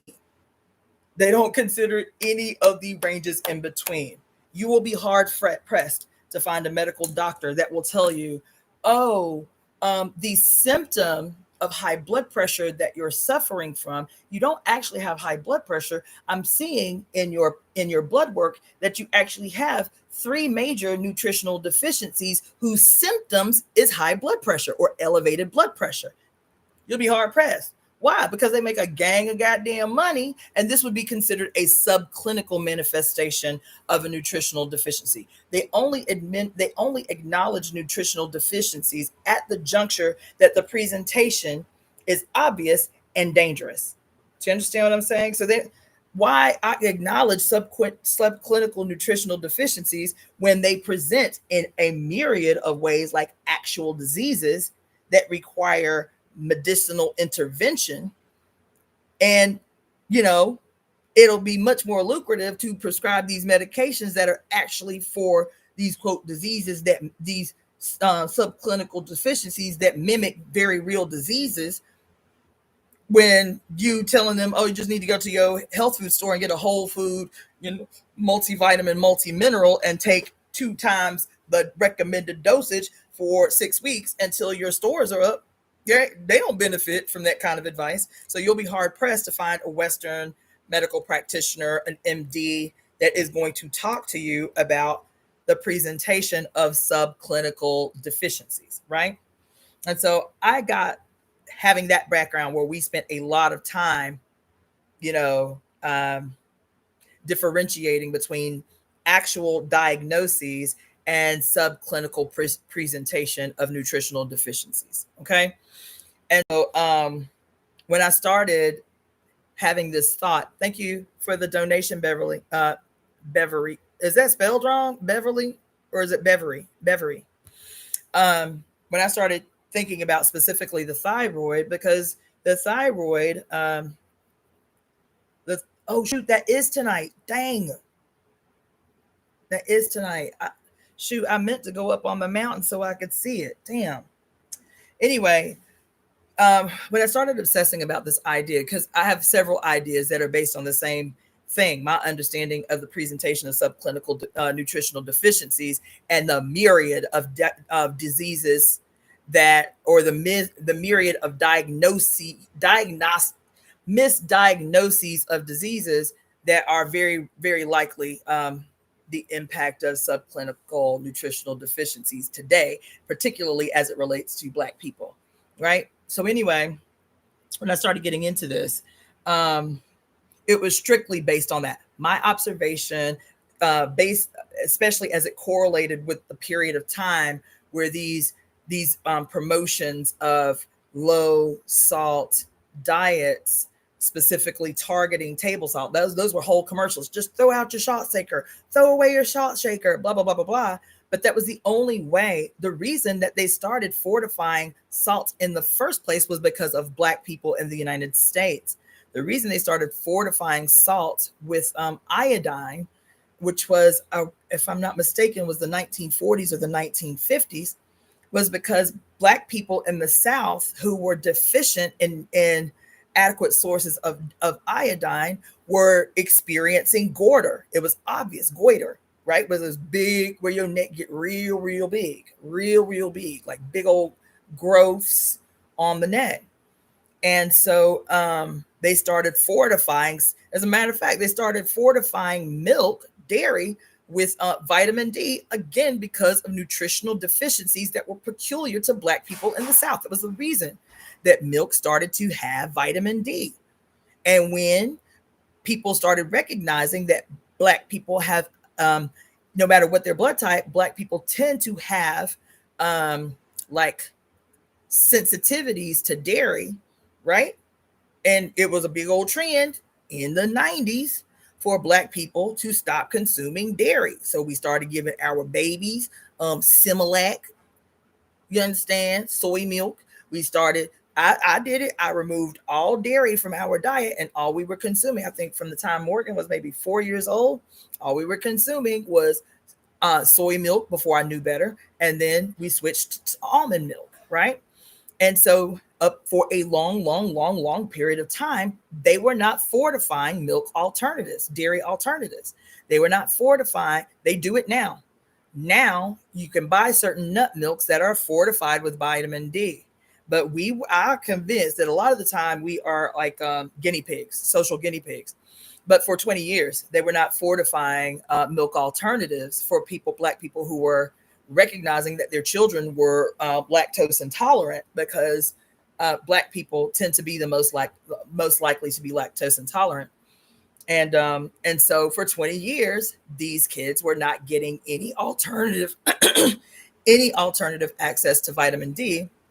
And the reason that this was impactful was because the reason they started fortifying milk with vitamin D in the first place was because rickets at that period in human history, which was again around like the 30s to between the 50s, the 30s and the 50s, rickets was a disease that you didn't find in any other population than Black children. Rickets didn't exist. in any other community in mass the way that it did, particularly in Black people in the South. As a matter of fact, diseases that were directly associated with nutritional deficiencies in the South at that time that primarily impacted Black people was scurvy, pellagra, rickets, and now thyroid disease, right? So pellagra is a cascade of vitamin B nutritional deficiencies. Vitamin C is the cause of scurvy. Vitamin C deficiency is the cause of scurvy. As a matter of fact, there was a prison in Louisiana where they started doing the studies on pellagra, because up until a certain point, I don't remember what year, but up until a certain point, they thought pellagra was a communicable disease, because the first place that they saw it in large numbers was in a prison in Louisiana. I don't remember what prison it was, but it was a prison in Louisiana. And they were talking about how scores, because the only people that was in prison in Louisiana was Black men, and how scores of Black men in very short periods of time in this one prison were dying of pellagra. And so there had not up until that point been a lot of research on pellagra. And so they were like, they thought it was a communicable disease. They thought it was a virus or something. And they started researching on these men about what was causing this, quote, outbreak of pellagra. And I don't remember the whole thing. I'll have to research it. This was fresh in my mind a long time ago. But finally, they narrowed down what was, quote, the common cause among all of these men. And it was their diet. And it was that their diets were almost completely deficient, completely absent of several B vitamins, niacin, so vitamin B6, B12, and I forget the last one. But it was a multiplicity of B deficiencies in their diet that was causing them to die in numbers that looked like a goddamn viral outbreak. So Black people, and that's not a stretch.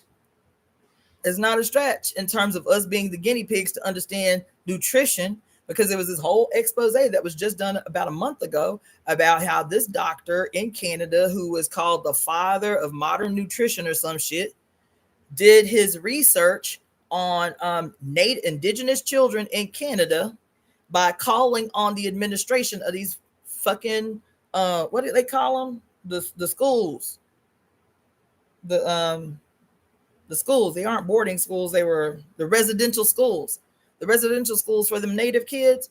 He enlisted, I think, 3 residential schools housing these Native kids, and then worked with the administration of these schools, the priests and the nuns, to say, okay, this is what we're going to feed these kids. It's the only thing we're going to feed these kids. And then literally watch these babies deteriorate so he could get a sense of what deficiencies was having, what deficiencies were displaying, what symptoms, and use these children in the residential school to why we have a modern knowledge of the understanding of nutritional deficiencies, and the multiplicity of symptoms and ways that they show up, and how many children died as a consequence of literally being nutritionally starved to death in these residential schools. Yeah.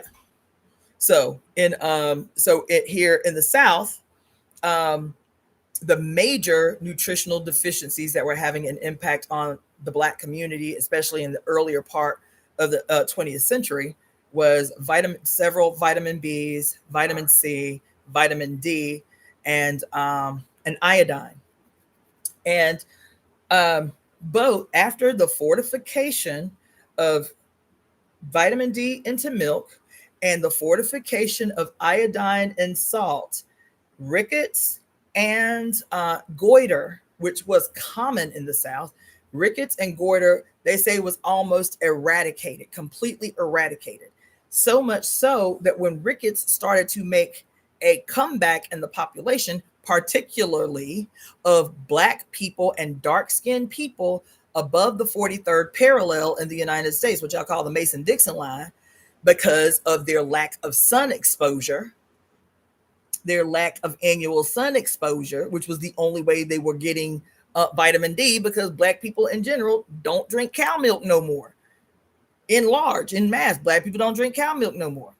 You feel me? And so they started to see the first cases of the what they were calling the resurgence of rickets in dark-skinned populations, um, in cities and in states above the 43rd parallel, where um, access annually to sunlight is significantly less than in the South. However, a few years after that, rickets started making a comeback in the South because, especially in Florida, Georgia, where it's real hot in the summertime, we don't go outside. We like modern cavemen. I used to joke about it all the time. I was like, niggas don't go outside out here. Every time me and my daughter went to the beach, we was the only, for miles in every direction, we'd be the only melanated people on the beach every day. I was like, damn, black folks just don't be going outside. They be laid up in the house not only under the air conditioner, but literally got jet black, heavy ass curtains with them shade screens under the air conditioner. It looked like midnight at noon inside the house. I was like, we're literally turning into cavemen. I said, don't y'all remember what happened when them black people stayed in the caves and didn't come out? Don't y'all remember? I said, black people ain't got no business living above the 43rd parallel. Don't y'all remember the last time we did that shit? Y'all complaining about white people. We did that. We used to be black in Europe. You feel me? Then we decided we wasn't going to leave the caves. It was too hot outside or whatever it was. You understand? I am convinced also, to add insult to injury, that not only these reemergences of rickets, both in the north, in above the 43rd parallel, and then subsequently below the 43rd parallel, but I am also convinced that our, cultural disdain for the sun. Oh, it's hot outside. I need an umbrella. You barely get. And as melanated people, the darker we are, the more direct sunlight we need. A white person can get enough vitamin D from the sun in a day by spending 15 minutes in direct sunlight. And what that means is head exposed, arms exposed, legs exposed. They can be out in the direct sunlight for 15 minutes and get all the vitamin D they need in 15 minutes. That's how their skin evolved, right? The darker you are, the more direct sunlight you need. Some estimates of no less than 1 full hour direct sunlight at high noon to be able to get the same amount of vitamin D from the sun that a white person gets in 15 minutes. And we don't go outside no more. You feel me? If we go outside, we got on shades, we got on a big old hat, we got an umbrella. We done created all these cute little ways to dissect our relationship, our very necessary relationship to the sun, right? And so, with that being said, our severing of our relationship with the sun, there are two things that I think are responsible, that are coming as a consequence of our cultural kind of separation from the sun, is melanated people. Well, and then the other reason that I believe that we are lacking in vitamin D, those of us who may go out in the sun for extended periods of time, we believe the hype. We believe the hype. And so you got this culture among melanated people of wearing sunblock. We have developed a culture as melanated people of fucking wearing sunblock. So that is another contributor to why we are not getting adequate amounts or being able to create adequate amounts of vitamin D in this relationship that we have with the sun, particularly the UV rays. It is the UV rays that, when they come into contact with our skin, change 3 different times in the relationship, where these rays now penetrate the skin, go into the subdermal fascia and the subdermal fat, and then is transformed 2 more times before it becomes a substance that can be absorbed in the bones and in the blood. You feel me? And we got on sunblock like we wasn't born with sunblock.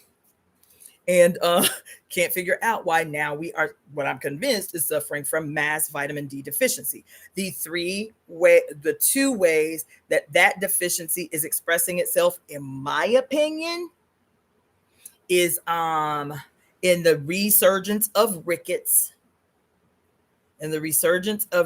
of children, and and extraordinarily hyper accelerated occurrence of vitiligo in Black people.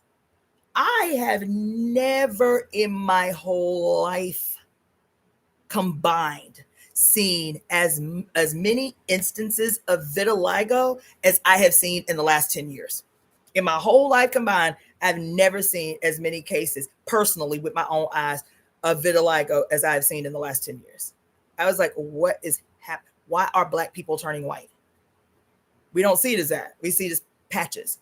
But do you think that if we was Black from Africa and migrated in all these different places and turned different colors, turned yellow, turned red, turned white, turned brown, do you think it was an instantaneous overnight thing, or did it start as these patchy responses to the change in our relationship, our skin's internalization of our change in relationship to the sun?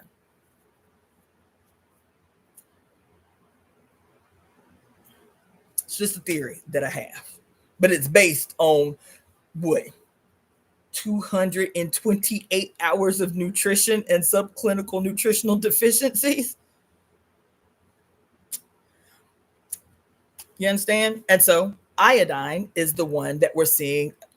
To me, so we're seeing the re-emergence of or the resurgence of rickets, which was thought to be completely eradicated, and now we're seeing a resurgence of.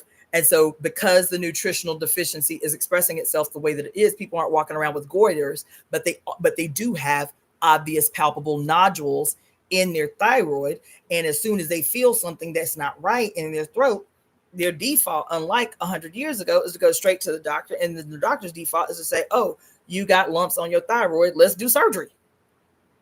That's their default, not to supplement. Not only that. Oh my God, this is the last thing I'm gonna say.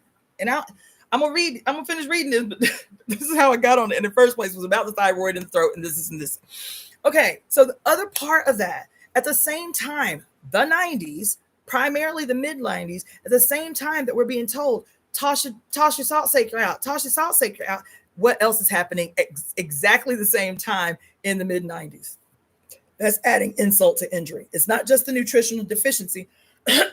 What else is happening at the same time that we're being told, throw your salt shaker out, throw your salt shaker out, throw your salt shaker out? Anybody want to venture a wild guess? Does anybody know what the thyroid primarily does? Let me ask that, because it may give you some insight about what was happening at the same time. Let's see. Yes, in the name of skincare, this generation is hell-bent on having glass skin, and what you have using products that aren't meant for us as melanated people. Yeah. But in terms of the thyroid, what was happening at the same time that every time we turn on the TV, throw out your salt shaker, throw out the salt shaker, and people's like literally taking their salt shaker. It was like a whole commercial. Take the salt shaker and throw it out the window, whatever. And then it became Dash. Dash was the first. Y'all remember Dash? Dash was the first, quote, salt alternative that was being marketed. Did anybody know primarily what the thyroid is responsible for? Two major things, but this thing is the most specific to what I'm going to tell you. So I'll tell you, they're both equally important too. So the first function, primary function of the thyroid is carbohydrate metabolism. It's the first stage in the metabolizing of carbohydrate after ATP. So it's the process, it's the cellular process of breaking down sugars, complex carbohydrates, and simple carbohydrates to be used as energy. That happens in the thyroid. The thyroid is also responsible for when you do not use that energy that you are supposed to be using in the form of the carbohydrates. That unused energy is then processed by the liver to be stored either as fat, and depending upon the nature of the carbohydrate, stored as triglycerides. You think triglycerides is because you got a fatty diet. No, triglycerides are because you have a bad habit of eating more carbohydrates than you use as energy, and it based on what the carbohydrate is. If it is a healthy carbohydrate and you're still not using the energy, it'll become healthy fat. It'll become brown fat. If it is a non-healthy carbohydrate, like a Snickers bar or like something that has some other stuff in it you ain't got no business eating, then it will become triglycerides that are stored in the liver. That's how you develop a fatty liver. Everybody talking about a fatty liver, fatty liver. It is because you have an excess store of triglycerides, and triglycerides are formed from sugar, baby, not fat. You understand? So anyway, that's the first role of the thyroid, is to metabolize carbohydrates to be used as energy. Okay. But the one that is most specific to this discussion today, and then I'll get back to this card since the thyroid was what got me on it in the first place, is at the same time that all of these years, like 8 decades, we had been fortifying salt to get rid of goiter, particularly in the Black community, who seem to be the most sensitive, right? At the same time that we were now removing salt from the diets of primarily Black people, who are, quote, the most likely to develop high blood pressure because of salt. You feel me? At the same time, we're removing the only source of iodine in that community. Guess what emerges in the hands of everyone at the same time? Is this right here. The second and extremely vital role of the thyroid is to protect from radiation toxicity. That's the second major function of the thyroid, is to protect from radiation toxicity. And so iodine was not only, the thyroid was not only important for the metabolizing of carbohydrates, because even if the thyroid was not doing a great job, that's how you have thyroid disease. Hyper or hypothyroidism is its ability or inability to process and metabolize carbohydrates. That's why a person with hyperthyroidism they always tend to be very thin. A person with hypo or underactive thyroid tends to gain weight very easily. Cushing's is a disease that is caused by an underfunctioning thyroid, right? So that's its role and the way it displays itself in the metabolizing of carbohydrates. But the goiter is typically from radiation toxicity. Goiter is usually a response to radioactive exposure or toxicity. And so at the same time that they're telling us, because iodine will protect the thyroid from radiation. And so at the same time, they're telling us, stop eating salt, stop eating salt, stop eating salt, stop eating salt. We put in our hands, for the first time in human history, regular, consistent, high doses of exposure to radiation. And now what do you have? Every time you turn around, some Black women say, I had to have my thyroid removed. Some Black women saying I had nodules on my throat, and they were saying they was precancerous. I had to have my thyroid removed. Or another treatment for nodules on the throat is like, I forget the actual name of it, but it is a radioactive treatment to treat the thyroid. And I forget how it's supposed to work, but the treatment itself is a surgery that includes radiation. Not only that, what about our regular radiation exposure? Dental work, we got to go get x-rays. Mammograms, we got to get x-rays. But anything wrong, we got to get x-rays. Constant, perpetual exposure to radiation, while at the same time completely doing away with, in the mass diet, the one thing that was protecting our thyroid from radiation. There you go. There you go. And if you have me, if you want me to be even more conspiracy theory-esque about it, I am convinced that to this day, that is why medical doctors practicing allopathic medicine in any way, are not required to study nutrition. You'll be hard-pressed to find a medical practitioner in any genre, in any speciality, that has spent, even gastroenterologists who have spent more than 6 weeks of nutrition in their entire medical education. I'm convinced that's why it is, to this day,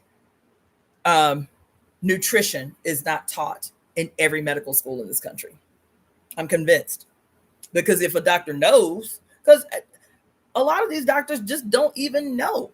Even people who are nutritionists, I've talked to people who are certified nutritionists and have not taken the amount of education that I've had that is specific to nutrition, the presentation of nutritional deficiencies, and how to discern between what is a subclinical nutritional deficiency and an actual diagnosable disease. That's not in a lot of programs. It's just not. Because even people who are, quote, certified nutritionists, typically in this country, are still trained through Western medical lens or Western medical science in nutrition. So they're still not incorporating like a more broad understanding of nutrition and the ways that it plays out. So their education is still very linear in what it is they're focusing on when they're focusing on nutrition. Typically, it's centered around fat people and what they think that all the health issues they think are peculiar to fat people, to be honest. Because when is the only time people in this country go to nutritionists? Is when they either extremely old or they fat. I don't even know the scenario of any other thing, because that's what this country is obsessed with. The impossibility of somebody, quote, being fat and healthy. That's an impossibility as far as they are concerned, right? And then the obvious decline in nutrition in the aging population, but just because of a natural decline. So yeah, so those are my theories. The reason I brought it up is because we talked yesterday in this conversation about the chakra, about the throat chakra being, quote, the gate of liberation, and a representation of the Shakti and of Shiva coming together as what? Coming together as a single entity. The divine Shakti, or the Kali Shakti, and the Shiva coming together to become what? The twin energy in the one body, expressing itself in the heart, and then the heart opening the gate of liberation, which is the throat chakra. And I told you a few months ago, one of the divination sessions that I had with a woman, and I was just doing her divination, but she was telling me that she was experiencing unusual tiredness, like exhaustion, like no matter what and she's very healthy. Like she works out all the time, they're vegetarian, this, that, and the other. And she said, all of a sudden out of nowhere, I'm just exhausted all the time. It's the only word I can think to describe like what's happening is I'm just exhausted for no reason. And she said, so I've been doing what I know to do. I was like, okay, what do you know to do? She was like, well, I feel like I need to, harmonize my heart chakra. So I've been doing like some heart chakra release. And I was like, what that look like? I wasn't not trying to be an asshole, but I was like, what that look like? She was like, well, I've been doing yoga and meditation, just focusing on my heart channel and shit. I was like, okay. I said, well, let me just tell you a couple of things. I said, first of all, it is not your heart chakra that is screaming like this need for resolution. It's not your heart chakra. She's like, really? How can you tell? I was like, because I do this. But yes, it is not your. I said, if it was any chakra that was, quote, out of balance and you, quote, need to address, or you, quote, need to reharmonize, because even that I have the interpretation and articulation I have some issue with. But I was like, if there was a chakra that you needed to be focusing on right now, it's your throat chakra. And I said that to y'all in one of the lives that I did. I was talking about the sister. I was like, if you were going to be spending any time or meditation on the chakra, it would be your throat chakra. That's so much of what is happening with you, what you've communicated to me, even in our past sessions in divination. It is your throat chakra. I would venture a guess, based on this reading, based on my understanding and background in both Ayurveda and traditional Chinese medicine, based on my very Western scientific understanding of nutrition and subclinical presentations of nutritional deficiencies, especially those that impact the thyroid and the parathyroid, you feel me, iodine, and all of these issues of the throat showing up, right? I would venture that this analysis that I'm telling her, that is your throat chakra, that's giving you the problems that you having, I would venture it's the throat chakra. And I would say that is probably the issue for a great majority of people who feel the physical symptoms associated with these, quote, blockages and chakras, shortness of breath or heart palpitations. That's when people start talking about the heart. They're like, oh my God, tightness in the chest. It feels sometimes like I have an elephant on my chest, but all my blood work has come back fine. then when I hear that, when I hear shortness of breath or tightness in the chest or heart palpitations that feel symptomatic, they're not like, ooh, emotional as much as they are symptomatic, is it's not the heart chakra. It's not the heart chakra.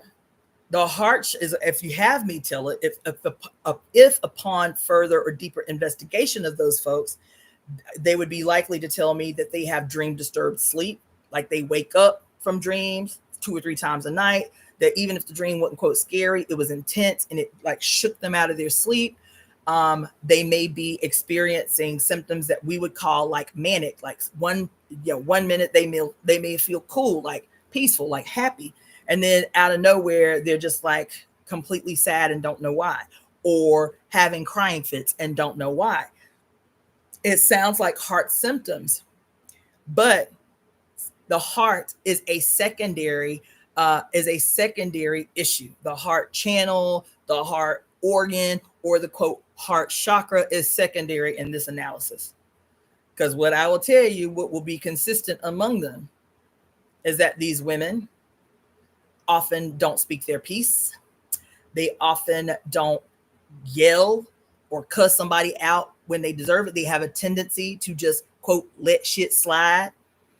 They have a tendency to carry a lot of unexpressed rage in the liver, which also impacts, as a matter of fact, the liver channel in Chinese medicine circles around the entire throat, right? So a lot in Chinese medicine, a lot of what we associate with quote like nodules on the throat, or like you hear a person who's constantly clearing their throat. Every time they talk, they're like,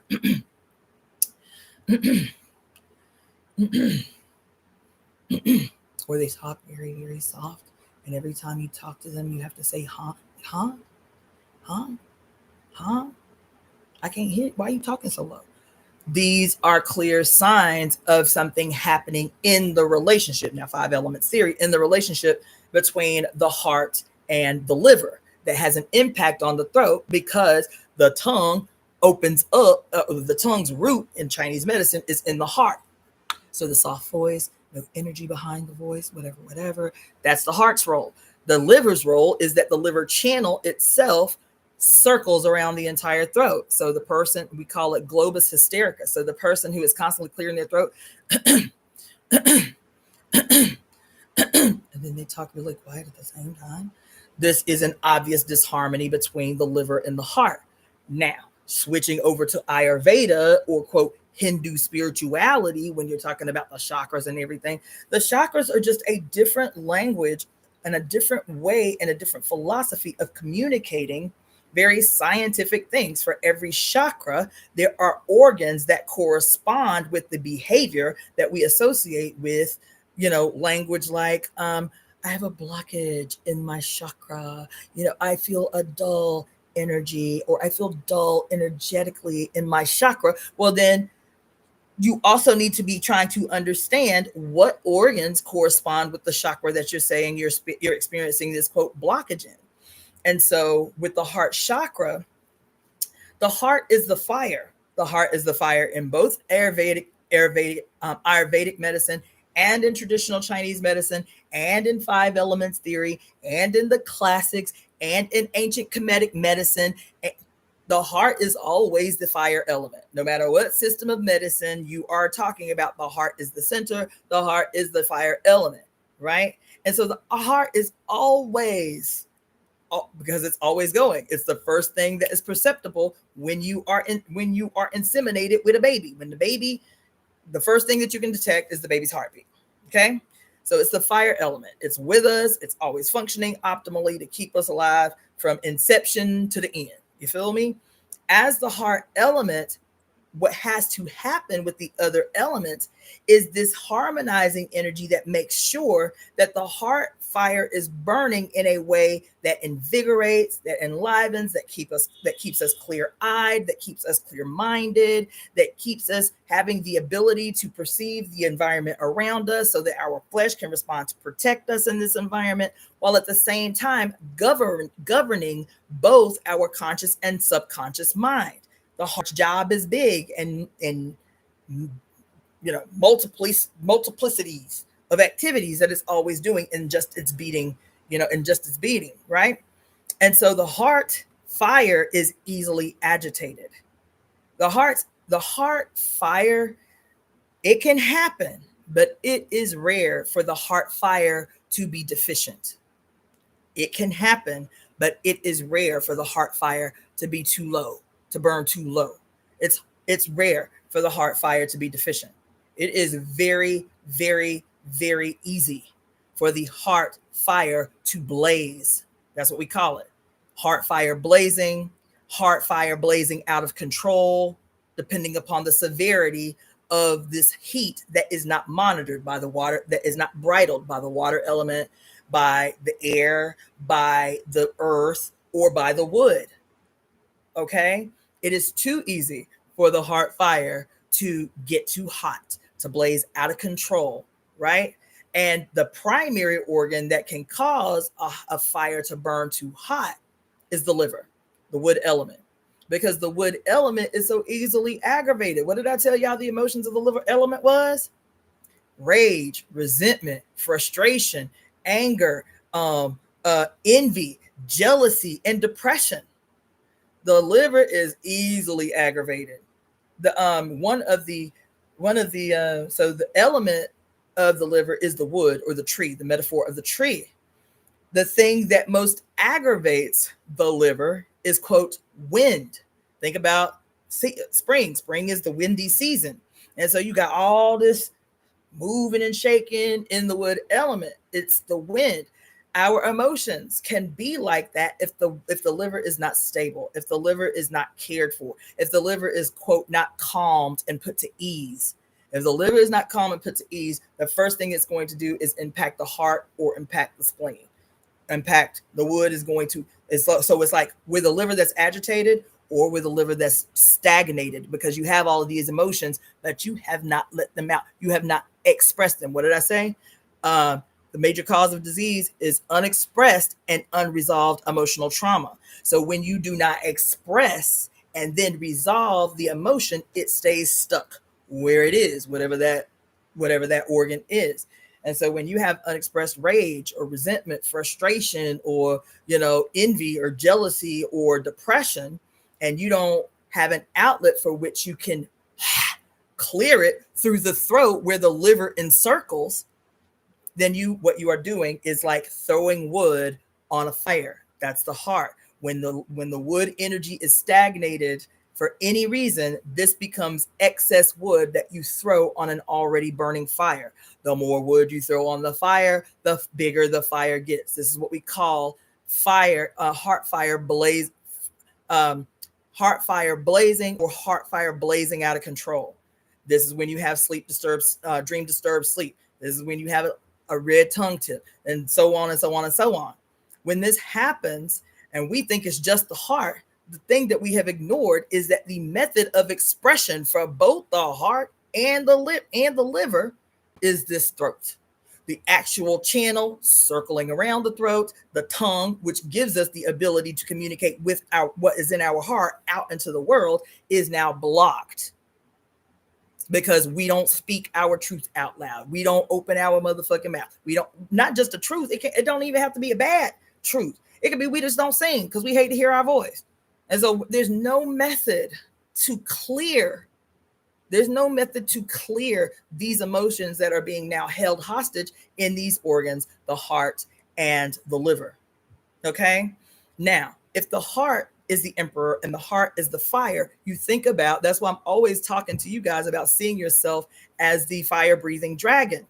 If the dragon, who has the potential in her throat, she's got the potential to breathe fire, and she never breathes fire, this is going to cause a backup of heat in the heart. This heat excess is going to be beyond the capacity of the heart to carry. So it will cause damage in the heart, not just the energetic heart, not just the metaphorical heart in Ayurveda, not just in, quote, the chakra of the heart, but the actual physical matter of the heart.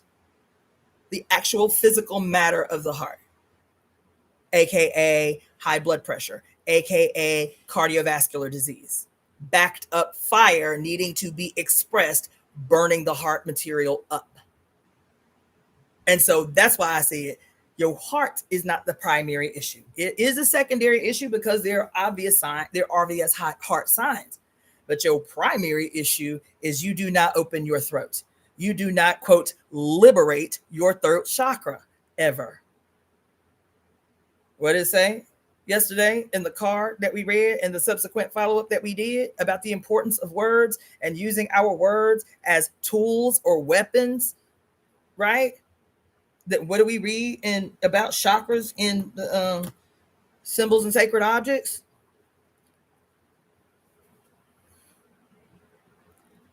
That the throat chakra is the gate of liberation. As a matter of fact, the divine gate of liberation. Your heart can sense all the things. Your heart senses all the things, everything.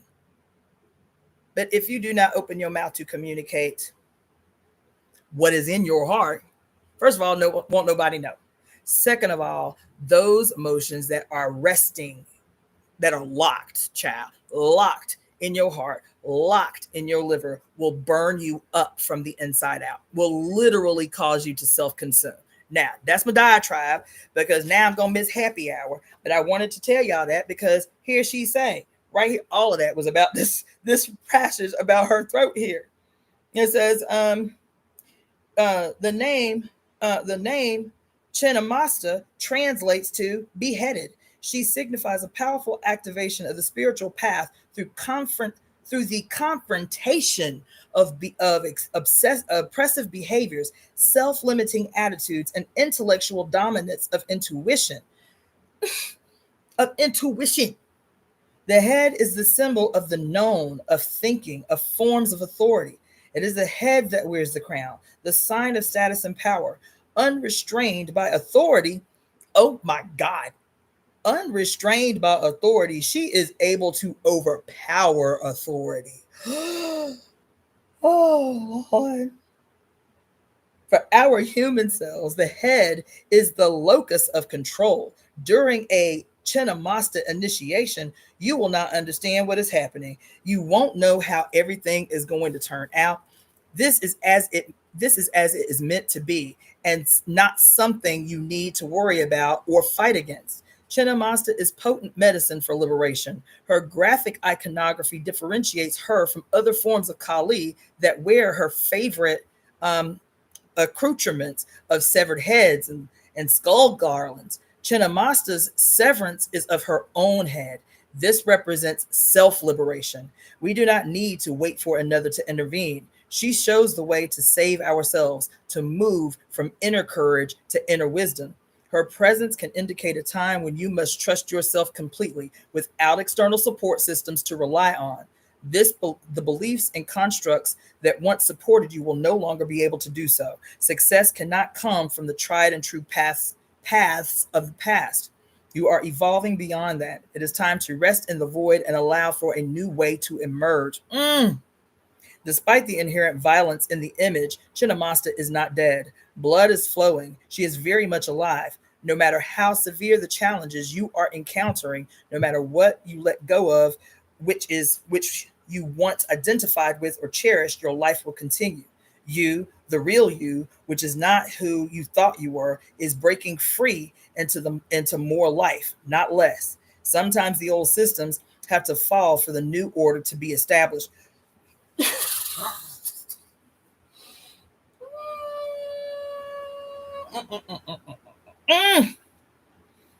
Y'all,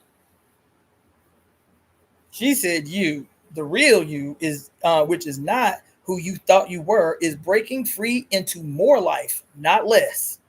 Sometimes the old systems have to fall for the new in order. Let's see. Sometimes the old systems have to fall for the new order to be established. Come on, hit the road. Things will never be the same because your real self is powerful enough to shed the false layers and radiate its inner beauty and wisdom more freely. Her partaking of blood symbolizes the capacity to be nourished and fed by change rather than devastated or destroyed by them.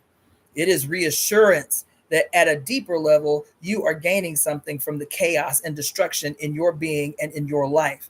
As you continue to move through the process of change, you will gain energy for something new. Chinnamasta is self-nourishing through the spiritually conscious application of destructive energy. Come on in the room, y'all. Come on in the room. Chinnamasta shows us that transformation is not about trying to change others. It is about tackling our views, our fixed identities, our attachments to power and status. Goddamn. Even if a situation is causing us pain and it appears to be under the control of another person, Chinnamasta initiates us into using our spiritual power to free ourselves. Her teaching is that we have the means to become free within us. We do not need to control outer circumstances or other people. Within us is the energy we need to continue on our path.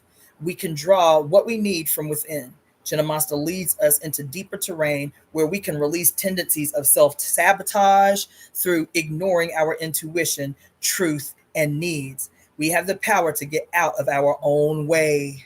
So I'm going to tell you really quick what the invocational ritual is, and then I'm getting up out of here. I missed happy hour, but I'm still going to go take care of my needs. Let's see, Chinnamasta. So it says, this invocation ritual, say the following prayer aloud. If you're interested, email me tonight and I'll send you a photo of the card and I'll send you the invocation ritual. Chinnamasta, self-decapitating one, fearless freedom and honoring of the truth is your way. You gift me with protection through the necessary endings I initiate based on the truth of my heart. You guide me to draw from the power within you guide me to draw from the power within to fuel the necessary healing. Under your protection, I shall come back to life in a new way. With your unflinching honesty and unwavering courage, I am filled with inspiration and readiness. My blood is rich, flowing, and desirous of new life. I embrace the path before me, letting go of what I have known myself to be. I place myself within the beauty of your wild and unconditional wisdom. I trust in the new destinies now ready to unfold for the spiritual benefit of all beings. Jai Ma Chinnamasta, Jai Ma Kali. Gently place your hands on your forehead for a moment, then say, through the wisdom and grace of Kali Chinnamasta, I release all attachments and conditioning that no longer serves. Woo! Flick your hands away from your head as if flicking off the shreds of bondage that no longer serve your awakening. Repeat that movement as many times as you like. Allow it to feel good, relaxing, and releasing for your head. Repeat this action again, but at your throat. Listen, at your throat. Do it again, but this time at your throat. And finally, at your heart. When you are ready, end your hands in prayer. You have completed your ritual. There you go. Thank you for forcing me to do that, because I sure didn't want to pull a card. I'll be honest. I was like, I'm ready to catch this happy hour, goddammit. Here we are at almost 4 hours. I wasn't gonna meet the record today, but that's all right, because that was a reading. We needed that. All right. So thank you all very much. If you need to, today is the eve of the full moon. So if you need to receive, I'm going to actually try to drive up the mountain, see if I can catch it. So if you need a reading for this full moon, I'll be reading all day tomorrow. So if you need a reading, email me at evoemetemp@gmail.com. That's evoemetemp@gmail.com. That is for readings. That is for a 5 elements wellness consult. Also, if you can use that same email if you want to send a donation, aka contribution, to the Temple of Evolutionary Emergence. You can use that email to send a PayPal or a Zelle. Zelle is preferable. Zelle or PayPal. You can, if you want to send a Cashapp, that is $ Daughter of the Fates. And Venmo is Cassandra-Floyd, Cassandra-Floyd. Also, be checking out over the next 20. Email me if you are interested in a reading, and I will give you the details, how much, and how to book. And I will check that tonight before I go to bed. I'll check my emails tonight.